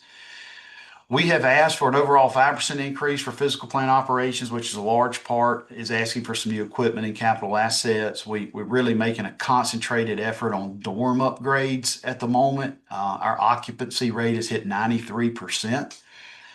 We've even started having some discussions about adding some more apartment style housing that we have on campus. Technology improvements, we struggle with the short shelf life of IT related equipment, as well as the need for increased bandwidth to handle all the devices and gadgets that students and faculty have these days. We've added new security measures to campus, including cameras around campus and electronic access locks. I've heard others talk about their ERP system. Our contract is up in 2 years, and we're expecting a large increase in that area as we're looking to move from a server-based system to cloud-based system. But technology is really just going to be a need that will only get stronger. Didn't have it on the slide. Just real quick, want to touch on scholarships. They're obviously still an emphasis. We have increased that budget by $500,000 for fiscal year 26, and we plan to maintain it at that level for fiscal year 27. The biggest emphasis being directed toward on-campus recruitment of students. We mentioned the challenges earlier of our specific regions, but here are some other stats that we constantly come up against, that 83% of our students are on some type of financial aid, 56% are on Pell Grant, and over 64% have some type of student loan. And almost half of our students are first generation students. So challenges that we have to sort through. You probably see me show this slide each year. I guess we'll keep it on there since we're still at the bottom. But this shows you how we measure up against other institutions in the state with regards to appropriations per full-time equivalent students. As you can see, we're at the bottom of the list. I think the average appropriation per FTE for all these institutions is around $11,000. I think it's $11,600 is the average. There's 2 ways for us to move up. That's the increase enrollment with an adequate increase in state appropriation, or decrease enrollment, and we have no plans to do that. We want to try to move up this list. We're appreciative for the year-over-year increases that we receive, but it goes without saying that we do hope, and our goal is to move up this list. So that's it. I appreciate the time you guys give us for this. UWA has always been, we feel, good stewards of the state's money, and again, thanks for this opportunity and all that you do. Thank you, Cleet. Any questions for Cleet? Well, I think, Cleet, it's training a new president is always an important task in their first year, and looking at it through new eyes is important. With the limitations on what the legislature wants us to fund, the 5 3/4, are y'all doing something special to get the conversation out about how there's actually additional costs that are occurring in higher ed, especially? I mean, we've actually looked at the higher ed inflation numbers, and that was like at 5.5% or something. So we certainly concur with what everyone is finding, but any thoughts about how to promote that with the legislature who's already put some parameters on it? Yeah, not really any different than what anybody else has said, is that I think we just got to continue to tell the story. And, that chart is a big emphasis for us to kind of show. I mean, our ask is 11% from a percentage standpoint, but we're under $100 million budget at our school. And so that's not a large dollar amount. And so that is obviously something that we talk about, but no real differences from what we're trying to do from what others have already mentioned. Yeah, thank you. Thank you, Cleet. Any other questions? All right. Well, we appreciate your time. We're going to turn it over to Miss Kelly Shoemaker, Auburn University.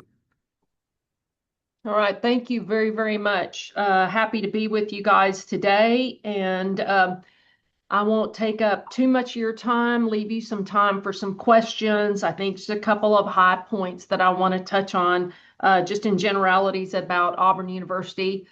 We still continue to have a really strong demand for a degree from Auburn University. Some numbers I would throw out to you are that in 2023, we had 50,000 applications for an incoming freshman class of around 6,000. 55,000 applications in 24, 60,000 in 25, and at the rate we're going, we're on pace for around 65,000 applications, again for a freshman class of around the same 6,100 students. We believe that's somewhat of our sweet spot. It's basically what most of our facilities and our current instruction can handle. Those students, though, that continue to come to us, some fantastic stats about them. For a 1-year retention rate, we retain 94% of those students. And after our 6-year graduation rate is at 82% of those students. So we're tracking very well, providing them what we believe is a great education at an affordable price. Couple of early stats about our first round of admissions, which were on October the 15th. The average ACT of an incoming student that was admitted at that point in time was 29.9 with an average GPA of 4.22.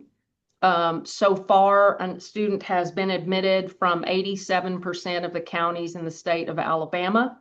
We are very, that's not good enough for us. We want to continue to make sure we have a student from every county in the state of Alabama and actually continue to educate the most Alabamians of any institution in the state.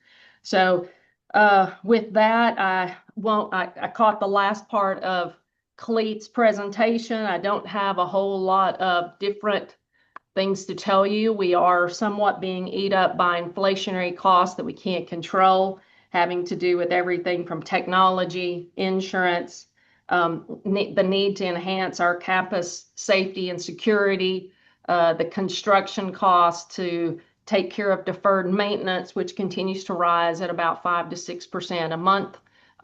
Those are our primary expenditure lines that continue to rise. In our budget, to the budget office, we included a 10% for state appropriations, an increase. We would use that with a 3% merit for our personnel. Our tuition rates are already set for next fall. We went with a 2% increase on residents from the state of Alabama and a 4.5% increase on non-residents from the state of Alabama. And with that, I'll be happy to entertain any questions that you might have about Auburn. Any questions for Kelly? Well, I think maybe we should do like President Trump does and do differential tuition to different states. So like Florida, 8%, Georgia, a little bit more. I do have some questions about the loss of federal funding. Y'all do a lot of federal government being an A&M kind of school. Can you sort of tell us how y'all are addressing that? Because and even A&M and others have not really shown a big decline. It's sort of like we're all sort of waiting for perhaps a wishful thinking for what's going to happen. For us, it's going to be a long range hit. We had over $800 million in research grants that we had already secured when this administration came in. So we're still working down those grants that we already have. Where we're seeing the slowdown is the pipeline for new proposals to be issued by this administration so that our researchers can actually apply for those grants.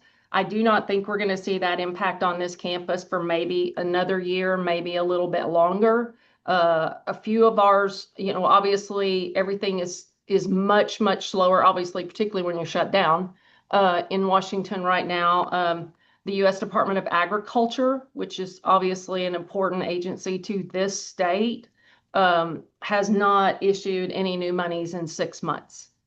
So we've got some specific agencies that are just a little bit more critical, particularly to an agriculture and mechanical oriented institution. Our other areas, though, of research, when you think about all the cybersecurity that we do, the additive manufacturing, our relationships up with our campus that's there in Huntsville with Redstone and now with Space Command, we're actually hoping that we pick up just due to the makeup of our research portfolio over time and how it may align with some of the priorities of this administration. So I know hope's not really a strategy, but right now we're not seeing a lot of direct hits and impacts, just a slowdown. Yeah. Yeah, that's very helpful. Thank you. Mm-hmm. Hey, Schumaker, what is the percentage of in-state versus non-resident currently at Auburn? We are still running around 60% in-state, 40% out of state. Total population. We actually, in total enrollment, in 23, we had 33,000 student head count. We're up to 35,000 that began this fall. So we're holding pretty steady. You're only going to see that go up because for the next 2 years, we're going to hold that 6,100 incoming, but the class that it's replacing was a little bit smaller. So I think when we max out in 2 years, our top capacity will be more around 36 to 37. Oh, Kelly, let me ask also about international students. How big an impact is it for you guys? And at the undergraduate level, we had about 136. It's not significant at all. I mean, we do and have for years had a lot of international students that really wanted to come work at the graduate and professional level with some of our researchers, particularly in engineering and agriculture and forestry. We saw a little slowdown. We were prepared to backfill. Some of those come in to help with lower level teaching assistant positions, and we were prepared to actually have to backfill those with other some of our own faculty. But for the most part, at least for this fall, most of them did not experience any issues with the visas or anything, and were here and showed up. But going forward, that's sort of just an everyday, what does it look like from a crystal ball standpoint? But it's really more at that graduate level for us. Yeah, that was a great answer. I always ask you harder questions because I know you know the answer. So you're not the first one that's asked any of those questions today. So okay. Thank you so much. Yeah, any other questions for Ms. Schumaker? Is that an Ohio or West Virginia accent? That is a West Texas accent. Oh my gosh. Oh my. I don't know if I should feel insulted or happy. I'm not sure which one. No, I grew up in West Texas and lived there for 54 years until 9 years ago when I came to Auburn, Alabama. I'm trying to develop an Alabama accent, but I'm not sure that's going to happen. Not a Texan could never do that. You're doing well. Yeah. Thank you. Thank y'all for what you do. Thank you. Thank you, Kelly. Appreciate your time. Okay. We are going to turn it over to Mr. Christopher White, Auburn University at Montgomery. Yes, sir. Good afternoon. Just want to start, and I'll like Kelly, I'll try to keep everything brief, but I'm going to start by saying on behalf of the Chancellor that we're certainly appreciative of Dr. Purcell and the AIC staff and commissioners for your continued support of AUM, as well as that of the state legislature. AUM obviously works closely with Auburn. We're part of the Auburn system, and so many of the things that Ms. Showmaker has shared would be similar, although AUM is different in its enrollment and so forth.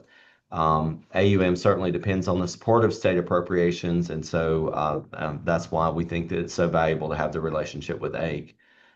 We remain committed to serve the underserved populations in and around the river region, and are proud of our designation as a minority serving institution and predominantly Black institution. First generation college students continue to represent a significant portion of our undergraduate enrollment, and that is what really drives our investment in student support services like tutoring, advising, and experiential education opportunities. AUM has had record graduation class sizes for each successive term since fall 2022, with our largest graduating class in spring of 25 with 697 students. We also, as you probably are aware, successfully opened the AUM Science and Technology Complex in the spring of 2025. This facility was fully funded through advancement and technology funds and supplemental state appropriations. It has been a successful opening. It serves all AUM students, not just those who are majoring in the college. And it has become a catalyst for research with two recently awarded grants from NIH. AUM continues to adapt to the marketplace also by offering concentrations and minors in artificial intelligence in the colleges of business and science.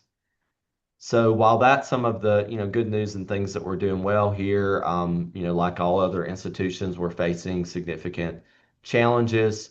AUM was impacted by the changes in the student visa environment as it relates to international students that developed during the course of this calendar year. It resulted in about a 50% decrease in our non-resident graduate population for the fall, and we were required to adjust our overall tuition and fee budget by about 11% for fiscal 26. From a headcount perspective, we were able to offset most of that enrollment decline with slight increases in resident undergraduate and graduate populations, primarily in our online programs. However, these students are assessed a reduced tuition rate as compared to the non-resident graduate rate. The enrollment and revenue challenges are exacerbated, as Kelly mentioned, by increasing costs across multiple categories, including software licenses, facilities management, and personnel costs for faculty and staff. For the 2026 budget, we plan for these impacts as it relates to the international enrollment situation, as well as increasing costs through a number of strategies. One would be through attrition. We've lowered our headcount to some degree. We've also accessed one-time external funding for scholarships, and we've reduced selectively operations and maintenance budgets for administrative departments, so while also not affecting academic quality. As it relates to our needs, in addition to increasing operating costs, we remain intensely focused on our deferred maintenance needs. During the year, we engaged a consultant to conduct a facilities condition assessment, which yielded a deferred cost for the campus of $124 million and recurring and one-time costs totaling $115 million over the next 10 years. We're developing a capital plan to address that with investments of somewhere around $5 to $7 million per year. And the primary factor in how we would finance the plan is our savings, our funds that we've been able to set aside from the A&T and supplemental, and also future investments from those funds. As Kelly mentioned, we've submitted a legislative budget request of a 10% increase in our operations and maintenance appropriation. With that, we would make investments in three main areas: in our students via scholarships and support services, in our facilities to address our deferred maintenance costs, and in our people through the recruitment and retention of qualified faculty and staff, and through a merit increase. AUM's funding increase for fiscal 27 would allow us to continue to make advancements in all of these areas. I appreciate your time, and if you have any questions, I'd be glad to entertain them. All right. Thank you. Any questions for Mr. White? Well, I think, can you explain how many students you had that were from international? And I knew that you had a larger number than some campuses, and how that impacts just staffing and things like that. Yeah, so we at our peak, which was probably somewhere in the fall 24, fall 23 timeframe, we probably had about 1,200 international graduate students, primarily in computer science and in information systems. And our population this fall is around 500 in that category. So we've had a pretty significant impact to revenue from those groups. Obviously, we have a number of support services related to supporting those applicants through the visa process that obviously we don't incur when we don't have those populations, if that answers your question. But it definitely has been an impact. We've been able to use that line of revenue to help defray some of the increasing operational costs that we incur to serve the whole population of students. And so we're having to address that, as I mentioned earlier. But We're keeping those relationships with the recruiting groups over in those countries. We're keeping the relationships active and engaged with the intent that as soon as the visa situation clears up a little bit more, then we'd be able to reach back and increase those populations again. Yeah, I think the large numbers has really helped us in recruiting businesses, from other countries, to say, here's AUM, very supportive of international students, a real support mechanism. So, we hope that does come back for you guys, and we appreciate that. Yes, sir. Thank you. Any other questions for Christopher? If not, we appreciate your time as well. On behalf of the AIC Financial Affairs Committee, I want to conclude our fiscal year 2027 budget hearings by thanking all of the university representatives who have shared their proposed budgets with us throughout the day. I think we can all agree that this information has not only been informative, but very enlightening. We're proud of your ongoing work and your dedication to higher education in Alabama. This time, I'd like to open the floor for other members of the Financial Affairs Committee or other members of the commission to express any closing remarks.